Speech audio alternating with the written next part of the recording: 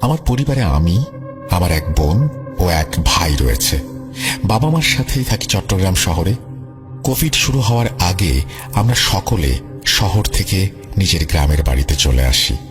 কিছুদিন থাকার মাঝেই কোভিডের ভয়াবহ তাণ্ডব অনেকাংশে বেড়ে যায়। তাই আমরা সিদ্ধান্ত নেই যে পরিস্থিতি স্বাভাবিক না হওয়া পর্যন্ত গ্রামের বাড়িতেই থাকব। প্রায় 6 মাস অতিবাহিত করার পরে কুরবানি ঈদের কিছুদিন পরে আমার আম্মুর মধ্যে কিছু অস্বাভাবিক ব্যাপার লক্ষ্য করি। যেমন মেজাজ অত্যন্ত খিটখিটে হয়ে যাওয়া, অল্প কথায় অনেক রাগ দেখানো, খাবার রান্না করা না করা এক সমান হয়ে দাঁড়ায়, বাবার সাথে কথায় কথায় ঝগড়া ইত্যাদি। কয়েকদিন এভাবে কাটার পর হঠাৎ একদিন সন্ধ্যায় খেয়াল করলাম আম্মু কাউকে কিছু না বলে একটি চার্জার লাইট নিয়ে বাড়ির ছাদে উঠে যাচ্ছে। ভাবলাম হয়তো শুকোতে দেয়া কাপড় আনতে যাচ্ছেন, কিন্তু পরক্ষণে খেয়াল করলাম 30 মিনিট হয়ে যাওয়ার পরেও আম্মু নিচে আসছেন না। কয়েকবার ডাকলাম কিন্তু কোনো সাড়া পেলাম না। ভাবলাম আম্মু হয়তো ফোনে খালাদের সাথে কথা বলছে, তাই ডিস্টার্ব করিনি। কিন্তু 1 ঘন্টা অতিবাহিত হওয়ার পরেও একই অবস্থা। এইবার মনে একটু খটকা লাগলো। বাড়ির সামনের দিক থেকে ছাদে দেখার চেষ্টা করে যা বুঝলাম, আম্মু ওই চার্জার লাইটটি জ্বালিয়ে বসে আছে। আম্মু রুমে গিয়ে দেখলাম ফোন তো রুমে, তাহলে আম্মু কেন ছাদে লাইট জ্বালিয়ে বসে আছে, তাও একা? তৎক্ষণাৎ আমি আমার বড় ভাইয়াকে বিষয়টা জানালাম। ঠিক যখনই আমরা উদ্যত হলাম যে আম্মুকে ডাকতে যাব, ছাদে উঠতে যাব, এমন সময় এশার আজানের ধ্বনি কানে আসলো। আর ঠিক তখনই দেখলাম আম্মু নিজ থেকেই ছাদ থেকে নেমে আসলেন। আম্মুকে দেখে কিঞ্চিত ভয় লাগলো মনে, কারণ ওনার চোখের আকার ছিল স্বাভাবিকের চেয়ে বড়। ভয়ে ভয়ে জিজ্ঞেস করলাম, আম্মু তুমি এই সময় এতক্ষণ ছাদে কি করছিলে? আম্মু কিছু না বলে বড় বড় চোখ করে আমাদের দিকে তাকিয়ে নিজের রুমে চলে যায়। আম্মুর এই অস্বাভাবিকতা দেখে আমি ও আমার ভাইয়া তাড়াতাড়ি আমার সেজো খালাকে ফোন করে আমাদের বাসায় চলে আসতে বলি। উনি রাতের মধ্যেই আমাদের বাড়িতে হাজির হন। তারপর খালাকে সব বিস্তারিত বলি এবং আজ রাতটা আমাদের সঙ্গে থাকতে বলি। প্রতিদিনের মতোই আমরা রাতের খাবার খেয়ে যার যার রুমে শুয়ে পড়ি। রাত 2:30টার দিকে আব্বুর চিৎকারে সবার ঘুম ভেঙে যায়। মনে হলো আব্বু আমার ভাইয়ের নাম ধরে চিৎকার করে ডাকছে। সবাই দৌড়ে গিয়ে যা দেখলাম তা নিজের চোখে না দেখলে কখনো বিশ্বাস করতাম না। আমরা দেখলাম আম্মু একটা ছুরি হাতে আব্বুর দিকে তাক করে আছে, আর আব্বু শক্ত করে আম্মুর হাত ধরে আছে। আমরা অনেক কষ্টে আম্মুকে আলাদা করে নিলাম। আমার নম্র সরল আম্মু তখন যেন এক শয়তানের রূপ ধারণ করেছে। চেহারায় তার অগ্নিশিখা, কণ্ঠ অনেক মোটা, শরীরে 3 জনের শক্তি। আম্মুকে খালা আর আমার বোন অন্য রুমে বসিয়ে রাখতে চাইলেও কোনো রকমে তা সম্ভব হচ্ছিল না। আম্মু আব্বুর কোনো কথা শুনছিল না, তাকে সহ্য করছিল না। তারপর আমি আর আমার ভাইয়া খালা মিলে কথা বলে যা বুঝলাম এটা স্বাভাবিক কিছু না, কিন্তু বরাবরের মতো আমি এসবে এত সহজে বিশ্বাস করলাম না। মধ্যরাত থেকে সময়টা এভাবেই কাটলো সবার, নির্ঘুম, ভয়ার্ত। আম্মু কেন জানি বারবার অদৃশ্য কোনো টানে আব্বুকে আঘাত করার জন্য চলে আসছিল। তাই আমি আমার ভাইয়া আব্বুকে বাকি রাতটা আলাদা রুমে পাহারা দিয়ে রেখেছিলাম, যাতে আম্মু খারাপ কিছু করার সুযোগ না পায়। আর সকাল হতেই আব্বুকে আমাদের শহরের বাসায় পাঠিয়ে দেই। পরদিন সকাল, আম্মু ঘুমাচ্ছিল, তাই খালা এই ফাঁকে কোনো এক হুজুরের কাছে গিয়েছিল, কারণ এসব ব্যাপার আমাদের কারো কিছু জানা ছিল না। এরই মধ্যে আম্মু নাকি 1 পাতা ঘুমের ওষুধ খেয়ে ফেলেছিল। আম্মুর শ্বাস আসছিল না দেখে ভাইয়া গিয়ে তাড়াতাড়ি ডাক্তার নিয়ে আসলো। তখন আম্মুর অন্য এক রূপ দেখলাম। উনি কোনো রকমেই ডাক্তারের সামনে যাবেন না। উনি বলেন, আমি তো সম্পূর্ণ সুস্থ, তোমরা কি আমাকে পাগল বানাতে চাচ্ছ নাকি? আর আমি কোনো পুরুষ মানুষের সামনে যাব না। এটা বলে মাথায় ঘোমটা দেওয়ার মতো করে কাপড় টেনে দেয়। আমার আম্মুর নতুন এই রূপ দেখে আমরা থ হয়ে যাই। ডাক্তার আম্মুকে দেখে বললেন, ওনার মানসিক ভারসাম্য ভালো নেই, ওনাকে মানসিক ডাক্তার দেখান। তারপর ডাক্তার চলে যায়। একসময় আমরা ভাবি এলাকার হুজুরকে ডেকে নিয়ে আসবো, কিন্তু পাড়া প্রতিবেশীদের কথা ছড়ানোর ভয়ে আর ডাকা হয়নি। পরে দুপুরে খালা আবার বাড়িতে আসলো। তারপর আমাকে নিয়ে কোনো এক কবিরাজের কাছে যেতে চাইলে আমি অপারগতা জানাই, কারণ আমার এসবে বিশ্বাস নেই। তাই খালা আমার ভাইকে নিয়ে গেল কবিরাজের কাছে। তারা সন্ধ্যায় আসার পর জানলাম কবিরাজ হাজিরা দেখার মাধ্যমে বলেছে যে আমার আম্মুকে কাছের কেউ বান মেরেছে বা কালজাদু করেছে, খুব খারাপভাবে। উনি যে আগের দিন সন্ধ্যায় মাগরিব থেকে এশা পর্যন্ত বাড়ির ছাদে ছিলেন, তখন উনি কালো জাদুর প্রভাবেই আত্মহত্যা করতে গিয়েছিলেন, কিন্তু উনি পরহেজগার ও পাক থাকার কারণে ওই দিনের মতো বেঁচে ফিরেছিলেন। না হলে আমাদের মাকে আমরা ওই দিনই হারিয়ে ফেলতাম। এসব শুনে আমার পায়ের নিচের মাটি সরে যাওয়ার মতো অবস্থা, কারণ যে বিষয়ে অবিশ্বাস করি সে বিষয় নিজের পরিবারের সবচেয়ে গুরুত্বপূর্ণ মানুষের সাথে ঘটবে এবং তার নিজ চোখে দেখতে হবে, এটা অনেক কষ্টের। কতটা কষ্টের বলে বোঝানো যাবে না। কবিরাজ 2 দিন পর আম্মুকে নিয়ে যেতে বললেন। এই 2 দিনে ছোটখাটো অনেক ঘটনা ঘটে যায়, যেমন আম্মু কোনো ওয়াক্ত ছাড়া নামাজ পড়তে বসে যায়। নামাজের সময় কেউ ওনার রুমে গেলে উনি তার দিকে তাকিয়ে বিচ্ছিরি রকমের একটা পৈশাচিক হাসি দেয়। সেই হাসির কথা এখনো লিখতে গিয়ে আমার গায়ে কাঁটা দিচ্ছে। যে হাসি না দেখলে এর ভয়াবহতা সম্পর্কে বলে বোঝানো যাবে না কখনো। তারপর উনি অনেক আবোল তাবোল কথা বলতো, যেমন আম্মু বলতো, তোর আব্বু বাজার নিয়ে রাস্তায় দাঁড়িয়ে আছে, ওইগুলো নিয়ে আয়। অথচ আব্বু তখন শহরের বাসায়। আরো বলে, তোর আব্বু রুটি আনতে গিয়েছিল, এখনো আসেনি। এরকম অনেক কথা। আম্মুর দাঁতগুলোর অবস্থা অনেক খারাপ, কালো ছোপ ছোপ দাগ, যেন উনি জন্মের পর দাঁত কখনোই পরিষ্কার করেননি। ঠিক যেরকম আমরা বিভিন্ন হরর মুভিতে দেখতে পাই। সব মিলিয়ে আম্মুর খুব করুণ অবস্থা ছিল। ওনাকে সবসময় চোখে চোখে রাখতে হতো। রাতে আমরা পালা করে ঘুমাতাম, মানে একজন পাহারা দিলে আর একজন ঘুমাতাম। এভাবেই 2 দিন কেটে গেল। 3 দিনের দিন কবিরাজের কথা মতো জিনিসগুলো নিয়ে খালা আমার ভাইয়া আম্মুকে নিয়ে রওনা দেন। বলা বাহুল্য, আম্মু কোনো ক্রমেই যেতে চাইছিল না, তারপরেও অনেকটা জোর করে গাড়িতে তুলে নিয়ে যাওয়া হয়। বাকিটা ভাইয়ার কাছ থেকে শোনা। আম্মু বাড়ি থেকে কিছু দূর যেতেই অনেকটা স্বাভাবিক হয়ে যায়। কবিরাজের বাড়ি যাওয়ার পর ওনার অনেক খিদে পায়। গত কয়েকদিন কিছু না খাওয়া মানুষটা এক বসাতেই 4-5 জনের খাবার খেয়ে নেয়। তারপর শুরু হয় আম্মুর বান কাটানোর কাজ। আম্মুকে বসিয়ে ওনার উপরে জিন হাজির করা হয়। তখন আম্মু এক এক করে অনেক রকম ভয়েসে অনেক কথা বলতে শুরু করেন, যেমন উনি কেন ওনার স্বামীর ওপর ওইরকম ছুরি ধরেছিলেন, কেন রাতে ছাদে গিয়েছিলেন, ওনার কোন ছেলের কখন কোন বিপদ হয়েছিল, এরকম অনেক কিছু। সাথে এটাও বলেন যে খুবই ঘনিষ্ঠ কেউ জায়গার বিবাদের কারণে আম্মুর ওপর এই ঘৃণ্য জঘন্য কাজটা করেছে, এবং যার মাধ্যমে কালো জাদু করেছে সেই জিনের মাধ্যমে একটা তাবিজ আমাদের বাড়ির আঙিনায়, একটা তাবিজ বাড়ির পেছনের দিকে, একটা তাবিজ বাড়ির পাশের কবরস্থানে আছে। তারপর কবিরাজ কি কি করলেন সেটা বলতে গেলে ঘটনা অনেক লম্বা হয়ে যাবে। যাই হোক, আম্মুর কাজ শেষ করে কবিরাজ ভাইয়াকে ডেকে কিছু হলুদ এবং মোমবাতি দেয়, যা সন্ধ্যায় মাগরিবের পর ঘরের পশ্চিম কোণায় জ্বালাতে হবে, এবং হলুদ পোড়ানো গন্ধ আম্মুর রুমে দিতে হবে। একটি তাবিজ দেওয়া হয় যেটা বাড়ির আঙিনায় কোনো একটি গাছের ডালে এশার আজানের সময় লাগিয়ে দিতে হবে। আরো বলেছে আজকে রাতটা আম্মুকে চোখে চোখে রাখতে, কারণ আজকে রাতে ওই কবিরাজ তার জিন দিয়ে কালো জাদুর তাবিজগুলো উঠিয়ে ফেলবে এবং নষ্ট করে ফেলবে। সবই করা হলো ওনার কথা মতো। সারা রাত আম্মুকে পাহারা দিয়ে রাখা হয়েছিল। মধ্যরাতে আম্মু অনেক ছটফট করেছিল আর শুধু ঘর থেকে বেরিয়ে যেতে চেয়েছিল। সকাল হতে হতে কিছুটা স্বাভাবিক হয়ে যান এবং আল্লাহর রহমতে আম্মু সুস্থতা বোধ করেন।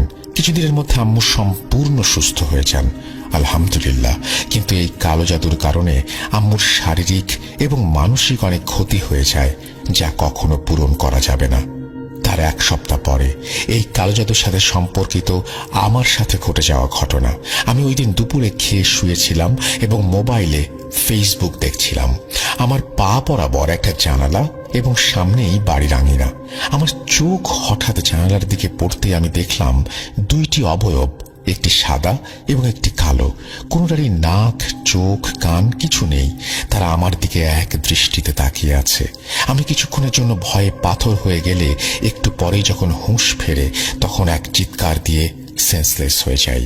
যখন আমার সেন্স ফিরে আসে তখন সন্ধ্যা হয়ে গিয়েছিল। চোখ খুলে দেখি সবাই আমাকে ঘিরে আছে, দোয়া পড়ছে। এরপর ভাইয়া গিয়ে একজন হুজুরকে নিয়ে আসে। হুজুর এসে আমার মুখে সবকিছু শোনে। হুজুর একটি সুতা দিয়ে আমাকে মেপে দেখে, তারপর কিছু আমল দিয়ে ভাইয়ার সাথে কথা বলে চলে যায়। তারপর আমার তেমন আর সমস্যা হয়নি। ও হ্যাঁ, পরবর্তীতে অন্য কবিরাজের মাধ্যমে আমরা সকলেই জানতে পারি যে এই কালো জাদুর মতো জঘন্য কাজটা আমার নিজের বড় খালা এবং তার ছেলেরা মিলে করেছিল, তা আবার সামান্য একটু জায়গার বিবাদের জন্য। সালটা 1990-91। তখন আমি খুলনা শহরে রিক্সা চালাই। আমি তখনও বিয়ে করিনি। অনেক দিন যাবত রিক্সা চালাতে চালাতে আমার সঙ্গে একটা লোকের পরিচয় হয়। ওনার নাম অর্থাৎ ছদ্মনাম রহিম। পেশায় উনি একজন রিক্সা চালক। ওনার দেশের বাড়ি ফরিদপুর মাদারীপুর অঞ্চলের রাজৈর থানাধীন কোনো একটি গ্রামে। আমি প্রায়ই বাসা থেকে খাবার নিয়ে যেতাম দুপুরে খাওয়ার জন্য। মাঝে মধ্যে ওই লোকটার সঙ্গে আমার খাবার আমি শেয়ার করতাম। এভাবে একদিন দুই দিন করতে করতে রহিম ভাই এবং আমার মধ্যে একটা বন্ধুত্বপূর্ণ সম্পর্ক গড়ে ওঠে। একদিন রহিম ভাইয়ের তার বাড়িতে যাওয়ার ইচ্ছে হয় এবং বলেন, আহাদ ভাই, আপনিও আমার সাথে আমাদের গ্রামের বাড়িতে চলেন। তো আমিও রাজি হয়ে যাই। বয়স কম, ঘোরাঘুরিরও খুব ইচ্ছা, আরও বাইরের একটি জেলায়, তাই এক পায়ে রাজি হয়ে যাই। কথা মতো একদিন খুলনা থেকে আমরা যাত্রা শুরু করি। আমাদের যাত্রার মাধ্যম ছিল দুজনের দুটো সাইকেল। আমরা সকাল সকালই খুলনা থেকে রওনা হয়ে যাই। এরপর খুলনা থেকে বাগেরহাট, নোয়াপাড়া হয়ে মোল্লাহাট, গোপালগঞ্জের কাশিয়ানী এবং ফরিদপুরের কিছু অংশ পার হয়ে প্রবেশ করি মাদারীপুর রাজৈর থানাতে। কিন্তু এখানে আসলে কি পথ শেষ? গ্রাম তো আরো অনেকটা ভেতরে। তো সেই গ্রামে পৌঁছাতে পৌঁছাতে প্রায় রাত 11টা বেজে যায়, কারণ আমরা যাত্রার মাঝে বিরতি নিয়েছিলাম। পৌষ মাস, শীতকালীন রাতের 11টা মানে বুঝতেই পারছেন অনেক রাত। মেইন রোড থেকে এবার গ্রামের পথ। যদি মেইন রোড দিয়ে যাই তাহলে অতিরিক্ত প্রায় 5.5 কিলোমিটার বেশি ঘুরে যেতে হবে। সারাদিন সাইকেল চালিয়ে এই মুহূর্তে এটা নেওয়া সম্ভব না। তাই রহিম ভাই গ্রামের শর্টকাট বেছে নিলেন। শুকনো মাটির এবড়ো খেবড়ো রাস্তা। আশেপাশে 2-3 গ্রামে মনে হয় বিদ্যুতের কোনো অস্তিত্ব নেই। আসলে তখন এই গ্রামে বিদ্যুৎ ছিল না, জ্যোৎস্নার আলোতে যতটুকু দেখা যায়। রাস্তায় এবড়ো খেবড়ো হওয়ায় দুজনেই হেঁটে যাওয়ার সিদ্ধান্ত নেই, কারণ বাঁ পাশে নদী। দুজনে গল্প গুজবে আনন্দের সাথে হেঁটে চলেছি। প্রায় 15 থেকে 20 মিনিট ভালোই কাটে। তো এক সময় আমার কানে একটা শব্দ ভেসে আসে। শব্দটা ছিল এরকম, নদীতে মাছ ধরার জন্য কেউ জাল ছুঁড়ে মারলে যেরকম শাঁ করে একটা শব্দ হয়, ঠিক সেরকম। আমি এই বিষয়টা এতটা লক্ষ্য করিনি, কারণ এই শব্দটা মাছ ধরার জালের শব্দ সেটা আমি ভালো করেই জানি। কিন্তু রহিম ভাই বিষয়টা বুঝতে পারে। তখন একবার নদীর দিকে তাকান এবং রীতিমতো অবাক হয়ে যান, কারণ নদীতে জেলে তো দূরের কথা, একটা নৌকাও তখন ছিল না। তাহলে শব্দটা আসছে কোত্থেকে? রহিম ভাই বুঝতে পারে সামনে কিছু একটা হবে, কারণ এটা ওনার এলাকা। উনি এই সমস্ত বিষয়ে আগে থেকে অবগত। রহিম ভাই আমাকে বললেন, আহাদ ভাই, একটা বিড়ি চালান আর আপনি আমার ডান পাশে পাশে আসেন। যার যার সাইকেল ডান হাতে ধরে পাশাপাশি হাঁটছি। রহিম ভাই সাইকেল, আমি এবং আমার ডান হাতে আমার সাইকেল। এক্ষেত্রে আমি 2 সাইকেলের মাঝখানে পড়ে যাই এবং এভাবে অনেকক্ষণ হাঁটতে থাকি। একটা সময় রহিম ভাই বলে, আহাদ ভাই, আপনার বাঁ হাত দিয়ে আমার সাইকেলটাও ধরে থাকেন। কিছু দূর যাওয়ার পর হঠাৎ ধপাস ধপাস করে কিছু নারিকেল পড়ে। আনুমানিক 8টা থেকে 10টা তো হবেই। আমাদের সামনে পেছনে এমনকি সাইকেলের ওপরেও নারিকেল এসে আছড়ে পড়ছে।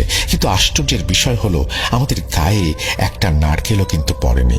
তো বিষয়টা স্বাভাবিকভাবেই নিলাম, ভাগ্য ভালো, এই জন্য হয়তো গায়ে পড়েনি। আরেকটু সামনে যাওয়ার পরে ঘটল একটা বিরল ঘটনা। হঠাৎ ওপর থেকে ধপাস ধপাস করে কিছু ছোট প্রজাতির ফল পড়ে। এবারও একই অবস্থা, আমাদের সামনে পিছনে এমনকি সাইকেলের ওপরেও ফলগুলো পড়ে, কিন্তু আমাদের গায়ে লাগে না। জ্যোৎস্নার আলোতে পরিষ্কার দেখলাম এগুলো সদ্য কাঁচা আম। এবার বিষয়টা আমার মাথায় আটকে যায়। কারণটা কি? এখন তো পৌষ মাস, আর এই সময় কাঁচা আম আসবে কোত্থেকে? বিষয়টা আমার ভেতরে একটা ভয়ের সৃষ্টি করে। আর এটা এমন একটা অবস্থা যেটা শুধুমাত্র আমাদের দুজনের মধ্যে সীমাবদ্ধ।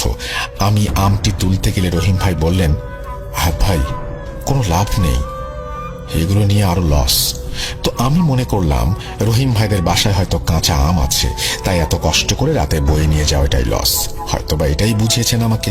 যাক, অবশেষে রহিম ভাইদের বাড়িতে পৌঁছাই। তখন বাজে রাত 2টা। আমার নাকে মুখে যেন একটা ভয়ের ছাপ তখনও ছিল। তো রহিম ভাইয়ের আম্মা বিষয়টা বুঝতে পারে এবং রহিম ভাইকে জিজ্ঞেস করে, তোরা কোন পথ দিয়ে এসেছিস, মেইন রোড না গ্রামের রাস্তা? রহিম ভাই বললেন, গ্রামের রাস্তা। ওনার মা বললেন, সর্বনাশ, সাথে নতুন মেহমান, কোনো সমস্যা হয়নি তো? রহিম ভাই বলে, সমস্যা তো হয়েছিল মা, ঘোর সমস্যা, কিন্তু আমিও ওনাকে বুঝতে দেইনি। এই কথাগুলো আমি আড়াল থেকে শুনে ফেলি এবং তৎক্ষণাৎ আবার সেখানে ছুটে যাই। গিয়ে দেখি কোথায় নারকেল গাছ আর কোথায় আম গাছ। গ্রামের পুরো পথটাতে কোনো গাছপালাও ছিল না। ফাঁকা বিলের মাঝখান দিয়ে রাস্তাটা চলে গেছে মেইন রোডের দিকে।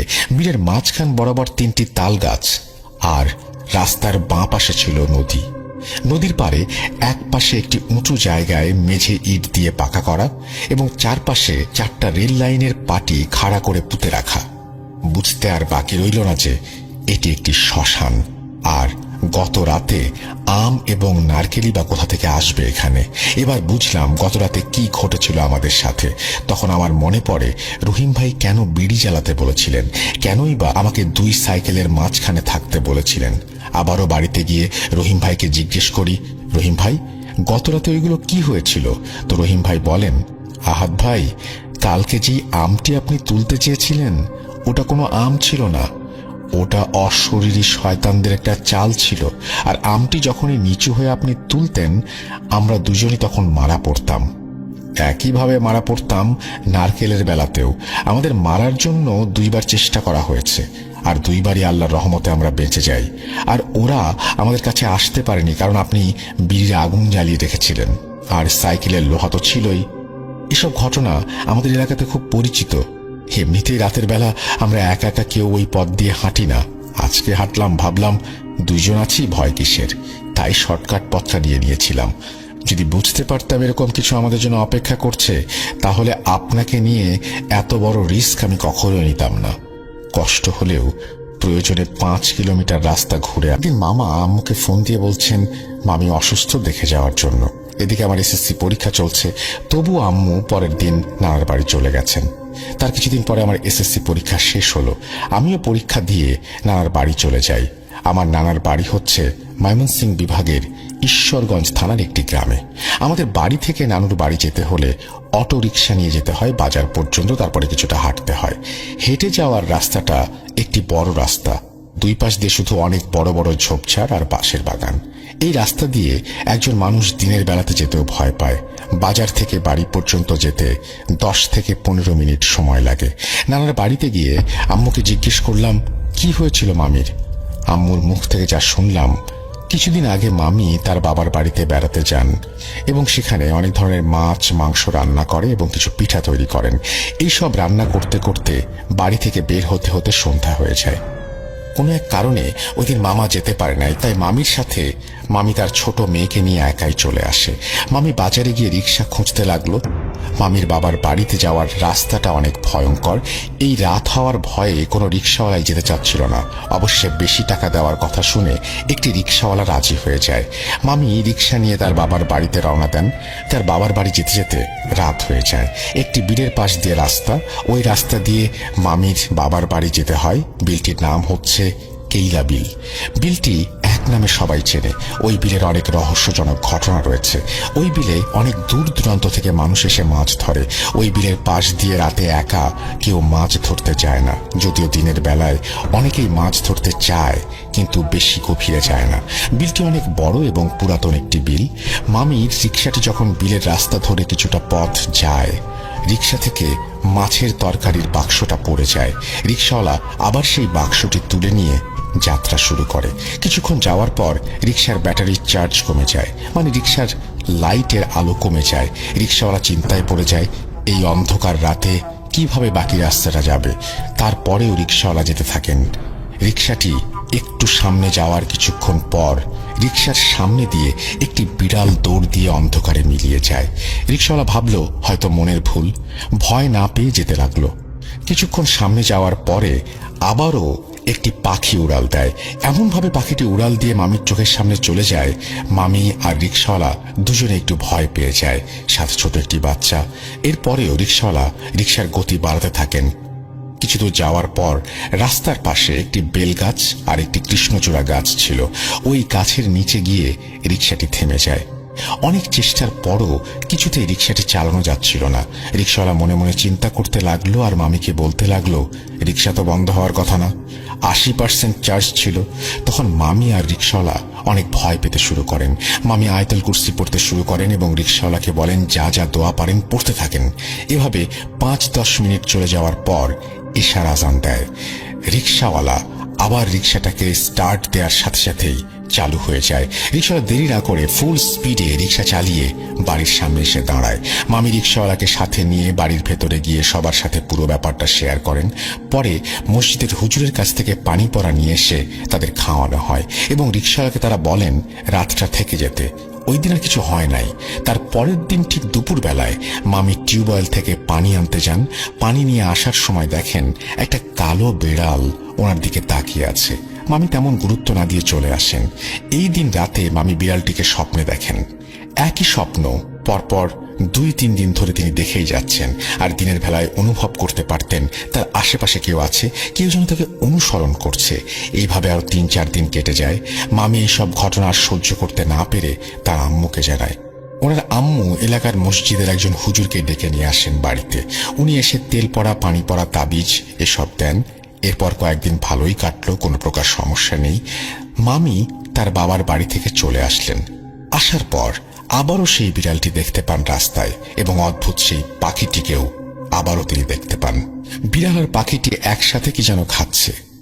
ঘটনাটি এখানেই শেষ হলে পারত, কিন্তু না, হলো তার বিপরীত।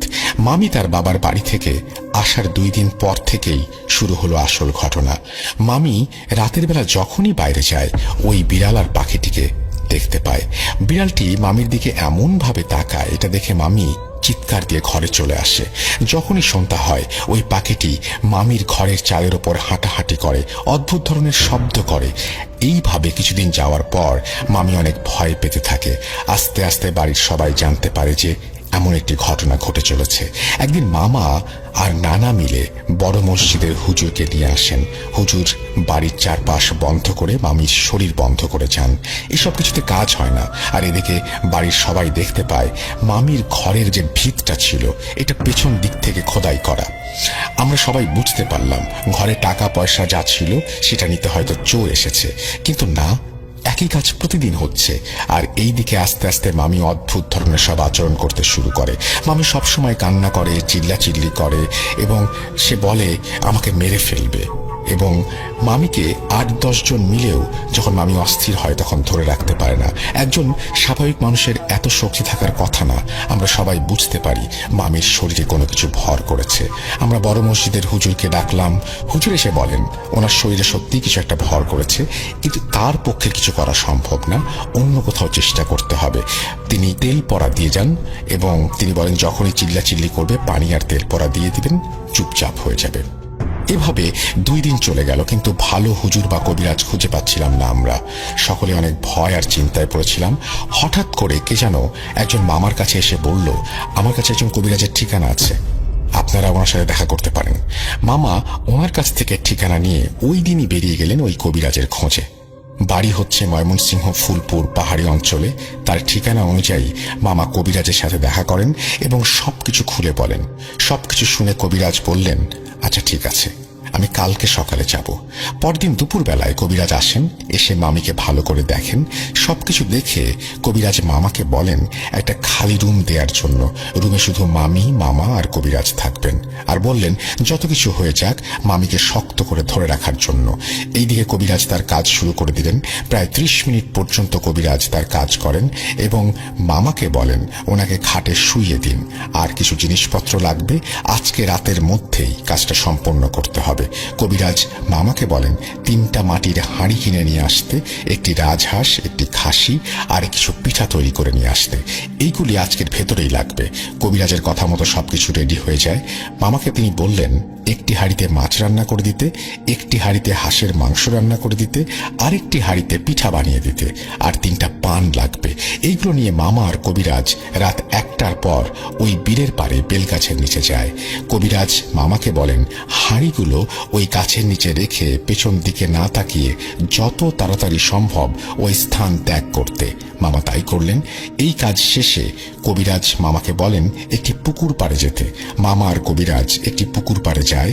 কবিরাজ মামাকে বলেন পুকুরে নেমে ডুব দিয়ে পান 3টি একটি কাঁচের বোতলে রেখে আসার জন্য। মামা আর কবিরাজ মিলে সব কাজ শেষ করে বাসায় ফিরতে ফিরতে সকাল হয়ে যায়। এরপর থেকে মামির ব্যবহার স্বাভাবিক। এরপর থেকে বড় কোনো সমস্যাও হয়নি এখন পর্যন্ত। আমি মোহাম্মদ আনোয়ার হাসান খান। আমি এই জিন, ভূত, প্রেত, আত্মা এসব বিষয়ে বিশ্বাস করতাম না। আমার ধারণা ছিল এসব বিষয়বস্তু মানুষের বানোয়াট নানান কাল্পনিক কাহিনী। কিন্তু আমার এই ধারণা যে অচিরেই পরিবর্তিত হতে চলেছে তা আমার মোটেই জানা ছিল না।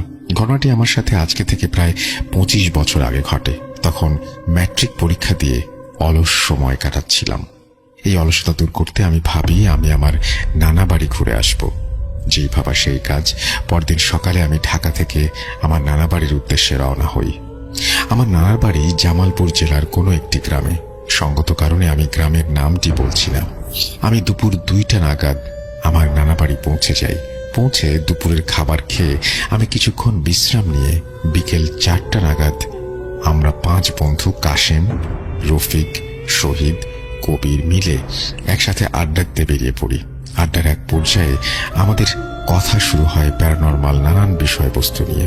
শুরুতেই বলেছি আমি এসব বিষয়ে বিশ্বাস করতাম না। আমার ধারণা ছিল প্যারানরমাল বিষয়বস্তু এসব মানুষের বানোয়াট। যাই হোক, কথার এক পর্যায়ে রফিক ভাই বলে ওঠেন, তোমরা কি বিশ্বাস করো পৃথিবীতে এমন অনেক কিছুর অস্তিত্ব রয়েছে যার কোনো স্বাভাবিক ব্যাখ্যা নেই? এমনও অনেক বিষয়বস্তু রয়েছে যার ব্যাখ্যা পাওয়া অসম্ভব। আমি একটু বিরক্ত হয়ে থাকি। এসব কথা শুনে আমি ওকে বলি, আরে ধুর, এরকম কোনো কিছু হয় নাকি? এসব বিষয় সবই বানোয়াট, মন করা নানান কাহিনী। আমার কথা শেষ হতে না হতেই রফিক ভাই বলে, আমাদের এখান থেকে 1 গ্রাম পরে দক্ষিণ দিকে গেলে সেখানে একটি বিল আছে। বিলটির নাম ঠিকানা আমি বলছি না। লোকমুখে শোনা গেছে বিলটি নাকি অনেক আধ্যাত্মিক অলৌকিক বিষয়বস্তু নিয়ে ঘেরা। অনেক খারাপ কিছুর অস্তিত্ব রয়েছে এই বিলটিতে। লোকমুখে এও শোনা গেছে বিলটির পানি যে একবার স্পর্শ করেছে তারা না হয় মারা গিয়েছে, না হয় তাদের অনেক বড় ক্ষতি হয়েছে। আমি রফিকের কথা শুনে রীতিমতো অনেক বিরক্ত হয়ে যাই। আমার মনের মধ্যে এক প্রকার জেদ চেপে যায়, আমি দেখবই ওই বিলে কি আছে। আমি পরক্ষণেই ওদের 4 জনকে বলি, চল কালকে ওই বিলে মাছ ধরতে যাব, পরে দেখা যাবে কি হয়, সবকিছু প্রমাণ হবে। প্রথমে রফিক যাওয়ার জন্য রাজি হচ্ছিল না। এরপর আমাদের জোড়াজোড়িতে রফিক রাজি হয়ে যায়। পরবর্তীতে আমরা সকলে সিদ্ধান্ত নিই কালকে বিকেলে আমরা সেই বিলটিতে মাছ ধরতে যাব। যেই ভাবনা সেই কাজ। পরদিন আমরা 5 জন বিকেল 4টা নাগাদ সেই বিলটিতে মাছ ধরার উদ্দেশ্যে রওনা হই। কিন্তু যাওয়ার পথে কেন জানি প্রকৃতি আমাদের সাথে বারবার বিরূপ আচরণ করছিল, বাধা দিচ্ছিল। মনে হচ্ছিল প্রকৃতি আমাদের নিষেধ করছে সেখানে যেতে। কিন্তু কে শুনে কার কথা। অবশেষে সব বাধা বিপত্তি পেরিয়ে বিকেল 5টা নাগাদ আমরা বিলটিতে পৌঁছে যাই। বিলটি যে কেউ দেখলে তার গায়ে কাঁটা দিয়ে উঠবে। বিলটির ত্রিসীমানায় কোনো জনমানবের আনাগোনা নেই। বিলটির আশেপাশে কোনো ঘর বাড়ির চিহ্ন মাত্র নেই। আর সূর্যের যে কিরণ বিলটির উপরে এসে পড়েছে মনে হচ্ছিল সেটা সূর্যের কিরণ নয়, আকাশ থেকে কোনো কালো ছায়া নিচে নেমে এসে পুরো বিলকে আচ্ছন্ন করে রেখেছে। এরকম দৃশ্য দেখে যে কেউ ভয় পেয়ে যাবে। আমরাও এর বিপরীত ছিলাম না। আমাদের 5 জনের মনেও এই দৃশ্য ভয় ধরিয়ে দিয়েছিল। রফিক বলতে থাকে, চল এখান থেকে আমরা চলে যাই, এখানে আর বেশি দেরি করা যাবে না, এখন দেরি করলে মৃত্যু অনিবার্য। কিন্তু কে শুনে কার কথা। আমি তো নাছোড়বান্দা। আমি রফিককে বলি, এত দূর যেহেতু এসেই পড়েছি, আজকে আমি দেখেই ছাড়বো কি আছে এখানে। এই বলে আমি মাছ ধরার প্রস্তুতি নিয়ে বিলের পাড়ে নেমে পড়ি। ঠিক তখনই আমার চোখ যায় বিলের পাশে রাস্তার দিকে, যে রাস্তা দিয়ে আমরা এখানে এসেছি। দূর থেকে কেউ একজন দুহাত নাড়িয়ে আমাকে নিষেধ করছে আর চিৎকার করতে করতে বলছে আমি যেন বিলের পানি স্পর্শ না করি। কিন্তু ততক্ষণ অনেক দেরি হয়ে গিয়েছিল। আমার দুপা তখন বিলের পানির নিচে। কিছুক্ষণের মধ্যে লোকটি আমাদের সামনে এসে পড়ে। লোকটিকে দেখা মাত্রই আমরা সবাই অবাক হয়ে যাই। তিনি আর কেউ নন, আমাদের মসজিদের ইমাম সাহেব। আর তিনি এখানে কিভাবে আসবেন বা তিনি কিভাবে জানলেন আমরা এখানে এসেছি? আমাদের মনে নানান প্রশ্ন ঘুরপাক খেতে থাকে। আমি প্রশ্ন করতে যাব এমন সময় হুজুর অতি রাগান্বিত স্বরে বলে ওঠেন, তোমার এত বড় দুঃসাহস! কিভাবে হলো এই সাহস? তুমি এই বিলের পানি স্পর্শ করেছ? আল্লাহ মাফ করুক, জানি না তোমার শেষ পরিণতি কি হবে। হুজুরের মুখে সব কথা শুনে আমি বিলের পাড় থেকে রাস্তার উপরে উঠে এসে দাঁড়ানো মাত্রই হুজুর কি যেন পড়ে আমার সারা শরীরে ফুঁ দিয়ে দেন আর বলতে থাকেন, আল্লাহ তোমার হেফাজত করুক, আর যত তাড়াতাড়ি সম্ভব এই জায়গা পরিত্যাগ করতে হবে। এই বলে হুজুর আমাদের নিয়ে গ্রামের উদ্দেশ্যে যাত্রা শুরু করেন। যাত্রাপথে আমি হুজুরকে অনেক প্রশ্ন করি, কিন্তু হুজুর আমার কোনো প্রশ্নের উত্তর দেননি। শুধু এটুকু বলেছিলেন, তুমি এশার নামাজের পর আমার সাথে মসজিদে দেখা করো, আমি তখন তোমার সব প্রশ্নের উত্তর দেব। হুজুরের কথা মতো আমি এশার নামাজের পর হুজুরের সাথে দেখা করতে যাই। মসজিদে গিয়ে দেখি হুজুর আমার জন্য অপেক্ষা করছেন। আমাকে দেখে হুজুর মসজিদের মেঝেতে আমাকে বসতে বললেন। এরপর হুজুর আমাকে যা বললেন সে সমস্ত কথা শুনে আমার শরীরের প্রতিটা অঙ্গ প্রত্যঙ্গ নাড়া দিয়ে উঠেছিল। আনোয়ার বাবা, কোথায় আছে না, অতিরিক্ত কোনো কিছু ভালো না। তেমনি সাহসী হওয়া ভালো, কিন্তু দুঃসাহসী হওয়া ভালো না। তুমি খুব খারাপ কিছুকে আজ আহ্বান করে জানিয়ে এসেছো তোমাকে ওরা এত সহজে ছেড়ে দেবে না। আজ আল্লাহ তোমাকে বাঁচিয়েছেন, আমি সেখানে না গেলে আজ হয়তো তোমরা 5 জন বেঁচে ফিরতে পারতা না। জানতে চাও সেই বিলের ঘটনা, কি হয়েছিল সেখানে? আমি হ্যাঁ বোধক উত্তর দিলে হুজুর বলতে শুরু করেন, আজ যে বিলটিতে তোমরা গিয়েছিলে আজ থেকে 50 বছর আগে, সালটি ছিল 1972। সেখানে কোনো বিল ছিল না, সেখানে একটি গ্রাম ছিল। মোহাম্মদ আনিসউদ্দিন এবং তার স্ত্রী সেই গ্রামের বাসিন্দা ছিলেন। আনিসউদ্দিনের স্ত্রী একজন পরহেজগার ভদ্র মহিলা ছিলেন। তিনি একদিন সকালে ঘুম থেকে উঠে পরিষ্কার পরিচ্ছন্ন হয়ে রান্না বান্না করতে যান। রান্নাঘরে প্রবেশ করা মাত্রই তিনি খুব অবাক হয়ে যান। তিনি সেখানে দেখেন তার চুলার ভেতর থেকে পানি উপচে পড়ছে। পানির সাথে সাথে চুলার ভেতর থেকে বড় বড় মাছ বেরিয়ে আসছে। এই দৃশ্য দেখে তিনি অনেক ভয় পেয়ে যান। পরক্ষণেই তিনি শুনতে পান অদৃশ্য কেউ 7টি মিশ্রিত গলায় বলছে, তুই যত পারিস সেখান থেকে মাছ নিতে পারবি, কিন্তু এই কথা তুই কোনোদিন কাউকে বলতে পারবি না। তুই যদি এই কথা কাউকে বলিস সেদিনই হবে তোদের গ্রামের শেষ রাত। এসব কথা শুনে তিনি লোভে পড়ে যান। তিনি মনে মনে ভাবেন, আমাদের অভাবের সংসার, এখান থেকে কিছু মাছ আমি বিক্রি করব, কিছু মাছ আমরা খাবো। এভাবে করে আমাদের সংসারটাও চলবে, আমাদের খাদ্য চাহিদাও পূর্ণ হবে। সত্যি তো আর বেশি দিন লুকিয়ে রাখা যায় না। তার স্বামী একদিন লক্ষ্য করেন তার স্ত্রী প্রতিদিনই মাছ রান্না করে। এত মাছ সে পায় কোথায়? তার কাছে এই বিষয়টি বেশ অদ্ভুত লাগে। এরপর তিনি তার স্ত্রীকে এই বিষয়ে জিজ্ঞাসা করলে তিনি সব সময় কথাটি এড়িয়ে যান। কিন্তু এভাবে আর কতদিন চলে? তার স্বামী তাকে নানাভাবে শারীরিক মানসিক নির্যাতন শুরু করে। এরপর তিনি এসব সহ্য করতে না পেরে তার স্বামীকে একে একে সবকিছু বলে দেন। তার স্বামী এসব শুনে বেশ ভয় পেয়ে যান। তিনি ওই রাতেই আমার আব্বার কাছে আসেন। তখন আমার আব্বা ছিলেন এই মসজিদের ইমাম। আমার আব্বার কাছে এসে তিনি আমার আব্বাকে তার স্ত্রীর সাথে ঘটে যাওয়া ঘটনা বলেন। সব ঘটনা শুনে আমার আব্বা তার কাছে কিছু সময় চেয়ে নিয়ে বলেন যে আমি কালকে সকালে আপনাদের বাসায় যাব। সেদিনের মতো লোকটি সেখান থেকে চলে যায়। সেদিন রাতেই আব্বা তার পালিত জিনদের মাধ্যমে জানতে পারেন সেই গ্রামে 7টি খবিশ জিনের আবির্ভাব হয়েছে। তারা সেই গ্রামে বাসস্থান বানাতে চায় এবং তারা সেই গ্রামের সকল মানুষকে মেরে ফেলবে। এর ফলে তারা সর্বোচ্চ শক্তির অধিকারী হবে। এর জন্য তাদের একটি পবিত্র শরীরের প্রয়োজন। সে কারণেই তারা ওই মহিলাকে মাছের লোভ দেখিয়েছে। এখন মহিলাটির শরীর তাদের অধীনে। তারা আজকের দিনের অপেক্ষায় ছিল, এ কারণে এতদিন তারা ওই মহিলার শরীরে সুপ্ত অবস্থায় ছিল, যাতে তাদের অস্তিত্বের বহিঃপ্রকাশ না ঘটে। কিন্তু আজকে সেই কৌশী অমাবস্যার রাত, তাদের অস্তিত্বের বহিঃপ্রকাশ ঘটানোর সঠিক সময়। আজ তারা সেই গ্রামের সব মানুষের বলিদানের মাধ্যমে সর্বোচ্চ শক্তির অধিকারী হবে। এখন আর গ্রামকে রক্ষা করার কোনো উপায় নেই। এতক্ষণে সবকিছু শেষ। এসব কথা শুনে বাবা রাতে গ্রামবাসীর সকলের কাছে এই সকল বিষয় জানান। ওই রাতে তারা সকলে মিলে ওই গ্রামে যায় এবং সেখানে গিয়ে যা দেখে, সেই দৃশ্য দেখার জন্য তারা মোটেও মানসিকভাবে প্রস্তুত ছিল না। তারা দেখে সেই গ্রামের কোনো ছিটে ফোঁটা নেই সেখানে। বিশাল বড় এক বিল তৈরি হয়েছে। ওই দিনের পর থেকে সেই বিলের আশেপাশে কোনো মানুষ যেত না। আর যারাই সেই বিলের পানি একবার স্পর্শ করত, তারা হয় পাগল হয়ে গিয়েছে, না হয়তো মারা গিয়েছে। এই পর্যন্ত সেই বিলে 8 জনের লাশ ভাসমান অবস্থায় পাওয়া গেছে। এই বলে হুজুর তার কথা শেষ করেন। এরপর হুজুর আমাকে একটি তাবিজ দেন এবং আমাকে বলেন এই তাবিজ যেন আমি সবসময় আমার কাছেই রাখি। এরপর আমি হুজুরের কাছ থেকে বিদায় নিয়ে মসজিদ থেকে বাসায় চলে আসি। লিসেনার, কি ভাবছেন ঘটনা এখানেই শেষ? হ্যাঁ, ঘটনাটি এখানে শেষ হয়ে গেলে পারত, কিন্তু দুর্ভাগ্যবশত ঘটনাটির সমাপ্তি এখানে ঘটেনি। ঘটনার মূল টুইস্ট এখনো বাকি। তবে শুনতে থাকুন ধৈর্য ধরে। হুজুরের মুখে কথাগুলো শুনে আমার শরীরে রক্ত সঞ্চালন বন্ধ হওয়ার উপক্রম। বিশ্বাস করেন, সেদিন আমি হাড়ে হাড়ে টের পেয়েছিলাম ভয় কি জিনিস। সেদিন রাতে মসজিদ থেকে আসার সময় আমি একটি অদ্ভুত বিষয় লক্ষ্য করি।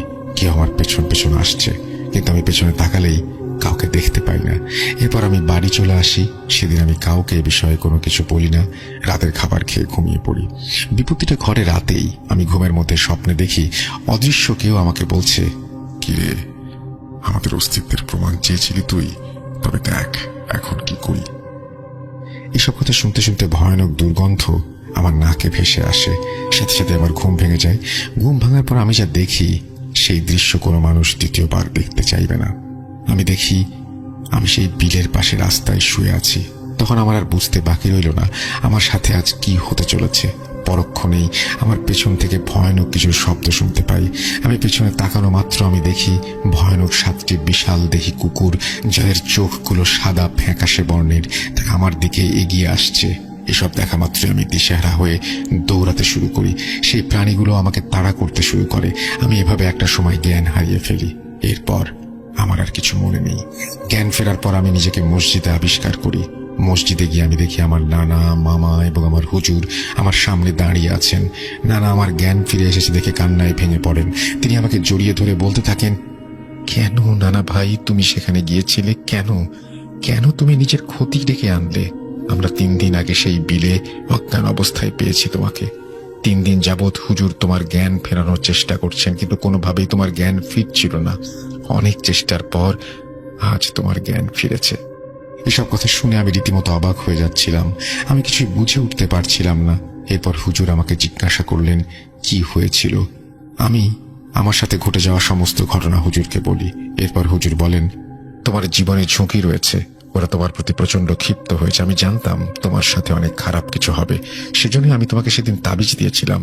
সে তাবিজের জন্যই তুমি এখন পর্যন্ত বেঁচে আছো। না, সে রাতেই ওরা তোমাকে মেরে ফেলতো। আজ মাগরিবের নামাজের পর আল্লাহ যদি আমাকে শক্তি দেন, তাহলে আমি তোমার সমস্যার সমাধান চেষ্টা করব। এই বলে হুজুর আমার নানাকে কিছু জিনিস প্রস্তুত রাখতে বলেন, যেমন 7টি কাঁচের গ্লাস, 7টি কালো কাপড়ের টুকরা এবং একটি কালো ছাগল। এরপর হুজুর তার কথা মতো মাগরিবের নামাজের পর আমাদের বাসায় আসেন। হুজুরের কথা মতো নানা সব জিনিস প্রস্তুত রেখেছিলেন। এরপর হুজুর নানাকে 7টি গ্লাসে পানি নিয়ে আসতে বলেন এবং ছাগলটিকে উঠোনের মাঝ বরাবর বেঁধে আসতে বলেন। হুজুর আরো বলেন, আমি যখন বলবো আপনাকে আপনি কালো কাপড় দিয়ে গ্লাসের মুখ ভালো করে বন্ধ করে আটকে দেবেন। এরপর হুজুর আমাকে নিয়ে আসেন, বসেন। হুজুর কিছু একটা পড়ে আমার গ্লাসে ফু দেন। সাথে সাথে আমার বাসার চারিদিকে ঝড় শুরু হয়ে যায়। ঝড়ের সাথে সাথে শুরু হয় ভূমিকম্প। হুজুর এসবে কর্ণপাতই করেন না। আমাকেও তিনি নিষেধ করে দেন আমি যেন শয়তানের কোনো ফাঁদে পা না দেই। যত যা কিছু হয়ে যাক, আমি যেন আসন ছেড়ে না উঠি। এরপর হুজুর একে একে 6টি গ্লাসে ফু দেন। যখন তিনি 7ম গ্লাসে ফু দিতে যাবেন, এমন সময় ভয়াবহ দুর্গন্ধে আমার দম বন্ধ হবার উপক্রম হয়। পরক্ষণে লক্ষ্য করি ঘরের এক কোণায় 7টি কালো অবয়ব দাঁড়িয়ে। তারা কর্কশ গলায় বলছে, পারবি না, পারবি না। যে আমাদের অস্তিত্বের প্রমাণ চেয়েছে তাকে গ্রহণ করতে হয়েছে মৃত্যু। এসব কথা শুনে আমি নিস্তেজ হতে থাকি। সাথে সাথে হুজুর আমাকে ধমক দিয়ে বলেন, তোমাকে না বলেছি শয়তানের ধোঁকায় পড়বে না, মনে সাহস রাখো, সব ঠিক হয়ে যাবে। শয়তান যত শক্তিশালী হোক, কিন্তু আল্লাহর রহমত যদি থাকে, শয়তান মানুষের কোনো ক্ষতি করতে পারবে না। এই বলে হুজুর বিভিন্ন আয়াত পড়ে সপ্তম গ্লাসে ফু দেন এবং আমার নানাকে বলেন কালো কাপড় দিয়ে গ্লাসের মুখ ভালোভাবে আটকে দিতে। পরক্ষণেই আমি লক্ষ্য করি গ্লাসের পানি কালো বর্ণ ধারণ করেছে। এরপর শুরু হয় হুজুরের সাথে শয়তানের যুদ্ধ। হুজুর কর্কশ গলায় বললেন, তোরা যা চাস তা আমি কোনোদিন দিব না। এই বলে হুজুর পুরো বাকরুদ্ধ হয়ে যান। শুধু অপলক দৃষ্টিতে গ্লাসগুলোর দিকে তাকিয়ে থাকেন। দেখে মনে হচ্ছিল তিনি চোখে চোখে কথা বলছেন, আর কিছুক্ষণ পর পর হুজুর গ্লাসগুলোতে ফুঁ দিচ্ছিলেন। সাথে সাথে সেখান থেকে ভয়ানক আত্মচিৎকার ভেসে আসছিল। এভাবে 1 ঘন্টা পেরিয়ে যায়। হঠাৎ সেই 7টি গ্লাস ভেঙে যায়। সাথে সাথে আশেপাশের পরিবেশ একদম নীরব হয়ে যায়। পরক্ষণে আমি খেয়াল করি হুজুর কেমন যেন নিস্তেজ হয়ে পড়লেন। এরপর হুজুরের জ্ঞান ফিরলে তিনি বলেন, তোমার সমস্যার সমাধান হয়েছে, এখন আর কোনো সমস্যা নেই। আমি ওই শয়তানদের বিভ্রান্ত করে দিয়েছি, যার ফলে তোমাকে ভেবে তারা উঠোনে বেঁধে রাখা ছাগল নিয়ে গেছে। আমি যে বিলের আশেপাশে কোনোদিন যাই নাই, সেখানে গেলে অনেক বড় ক্ষতি হবে। ওই দিনের পর থেকে আমার সাথে আর কোনো কিছু ঘটেনি। এরপর থেকে আমি আজ পর্যন্ত আমার নানা বাড়ি যাইনি। বর্ণনা আছে, হাইওয়ে থেকে আমাদের বাসা সময় লাগে 10 মিনিট সময়। হাইওয়ে পাশে আমাদের বাসা। তো আমার নানা একদিন আমাদের বাসায় আসে। তো আমার নানা কিছুদিন আগে সেপ্টেম্বর মাসের 1 তারিখেই হবে এরকম। তো আমার নানা যখন আমাদের বাসায় আসে, তো ভাই আমার নানা আপন নানা না হলেও আমার আপন নানার মতোই, আমার চাচাতো ভাইয়ের নানা, আমারও নানা লাগে। তো ঘটনায় চলে যাই। আমার নানা যে বলেছেন আমি সেভাবেই বলার চেষ্টা করেছি। ঘটনাটি আজ থেকে ভাই 40 থেকে 50 বছর আগে। তখন আমার নানা সবে মাত্র আমার নানিকে বিয়ে করেছেন। বিয়ের কিছু মাস কেটে যাওয়ার পর কোনো সমস্যা হয় নাই। এরপর একদিন আমার নানার এক গ্রাম থেকে ধান কাটার জন্য আমার নানাকে বলার জন্য আসে যে ধান কেটে দিতে হবে, মানে গৃহস্থের বাসায় থেকে কাজ করতে হবে। তো আমার নানা যেভাবে সেই কাজ, তো তাকে কথা দিচ্ছে যে আচ্ছা ঠিক আছে আমি যাবো, সমস্যা নাই, কথা দিয়েছে যে যাবো, সমস্যা নাই ধান কাটার জন্য। তো তো ধান কাটার সিজনে আমার নানা যখন তাকে কথা দিয়েছে, তো সেখানে আমার নানার বন্ধু, তারপরে আমার নানার বন্ধু যারা ছিলেন তাদেরও বলেছে যে ধান কাটার জন্য।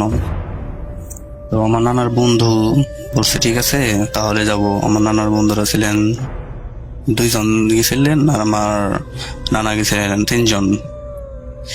এরপর গৃহস্থের বাসায় যাওয়ার সময়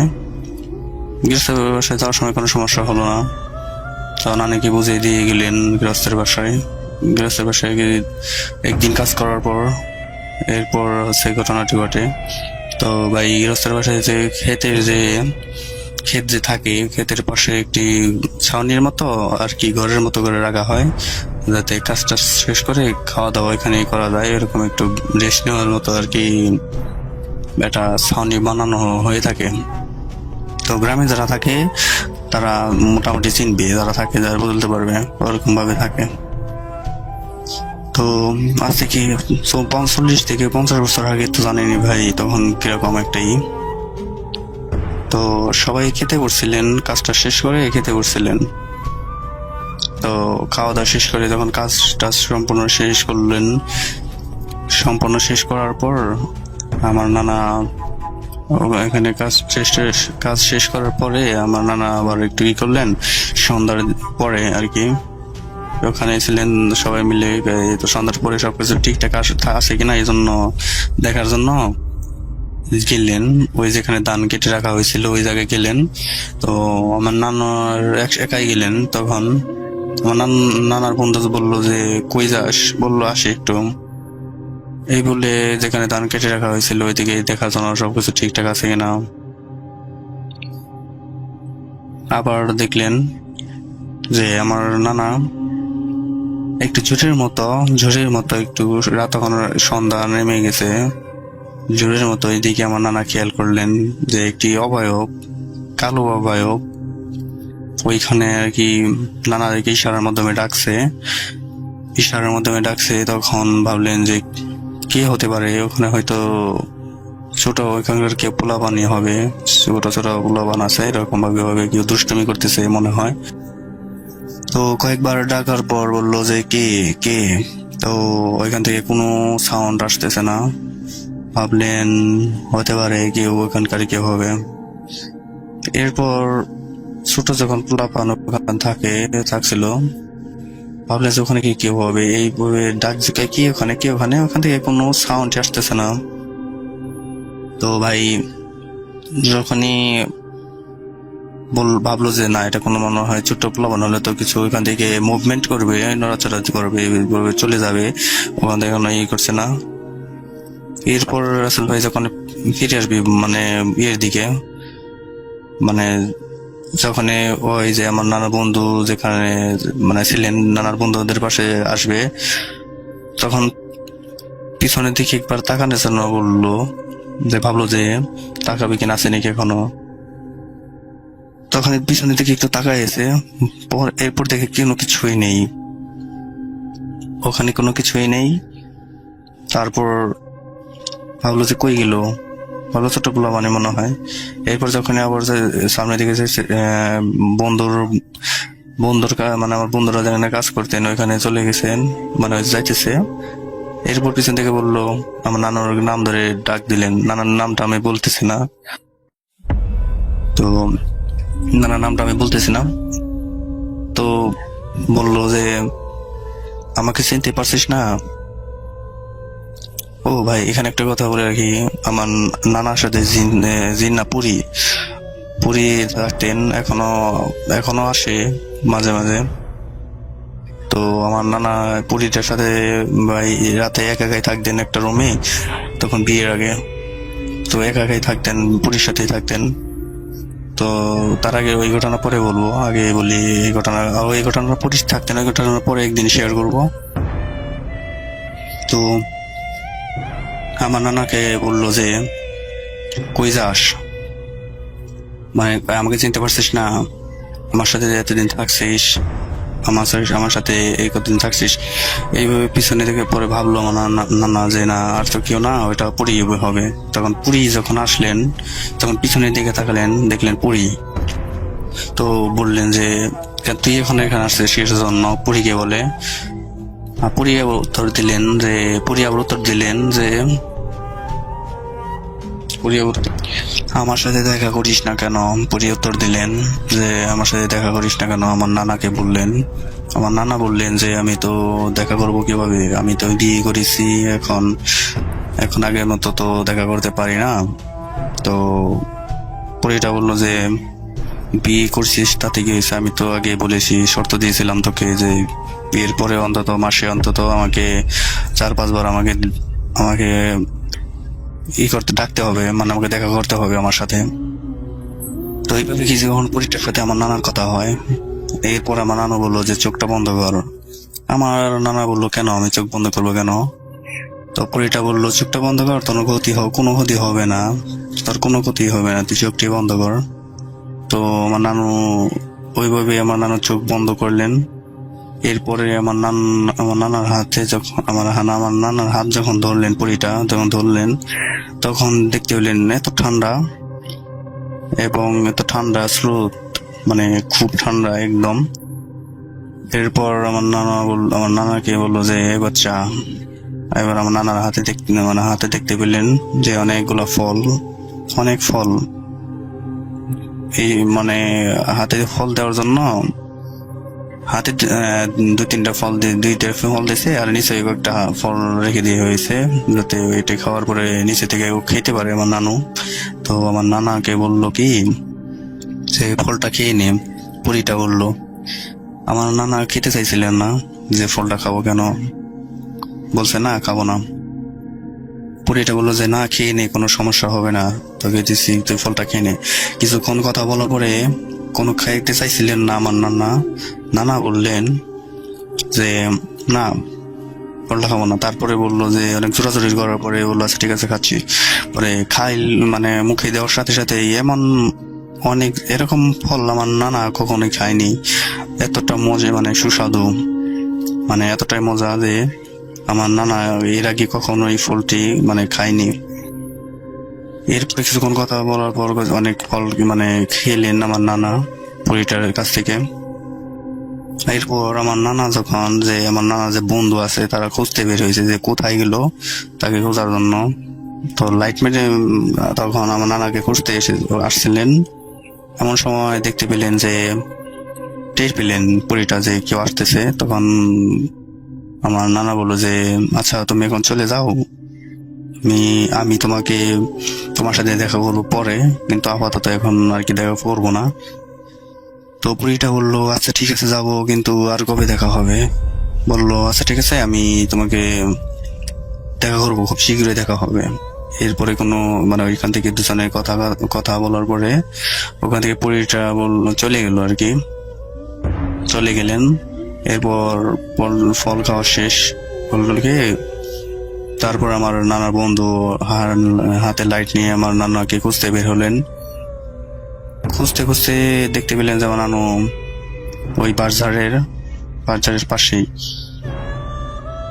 ওইখানেই। আমার নানা বললো যে আমার নানাকে বললো আমার নানার বন্ধু যে তুই এখানে কি করিস? আমার নানা বললো যে না, এমনি দেখার জন্য আসছিলাম সবকিছু ঠিকঠাক আছে কিনা। ধান কেটে রাখা হয়েছে, যদি কোনো প্লাবান বা কোনো ছেলে মানে কোনো কেউ যদি নিয়ে যায়, ধান কেটে রাখা হয়েছিল, যদি কেউ রেখে নিয়ে যায় ওখান থেকে। তো ভাবলো আচ্ছা ঠিক আছে চল বাসায় চল। বাসায় মানে গৃহস্থের বাসায় যেতে বলছে।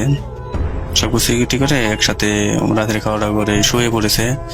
তো ঘটনাটা কারোর সাথে শেয়ার করে নাই আমার নানা কারোর সাথে শেয়ার করে নাই। ওই যে আমার নানার বন্ধুদের সাথে কোনো শেয়ার করে নাই যে আমার সাথে এই ঘটনা ঘটছে। তো কিছুদিন কেটে যাওয়ার পর সবকিছু ঠিকঠাক, মানে গৃহস্থের বাসায় সবকিছু ধান টান মারাই করে সবকিছু ধান মানে ঝেড়ে ঝুড়ে মেশিন, এখন তো মেশিন অনেক হয়েছে, মানে ওই সময় তো মেশিন ছিল না। তো সবকিছু ধান টান মারাই দিয়ে তারপর আপনার গৃহস্থের বাসায় সবকিছু দিয়ে বাসায় চলে আসে। আমার নানা বাসায় চলে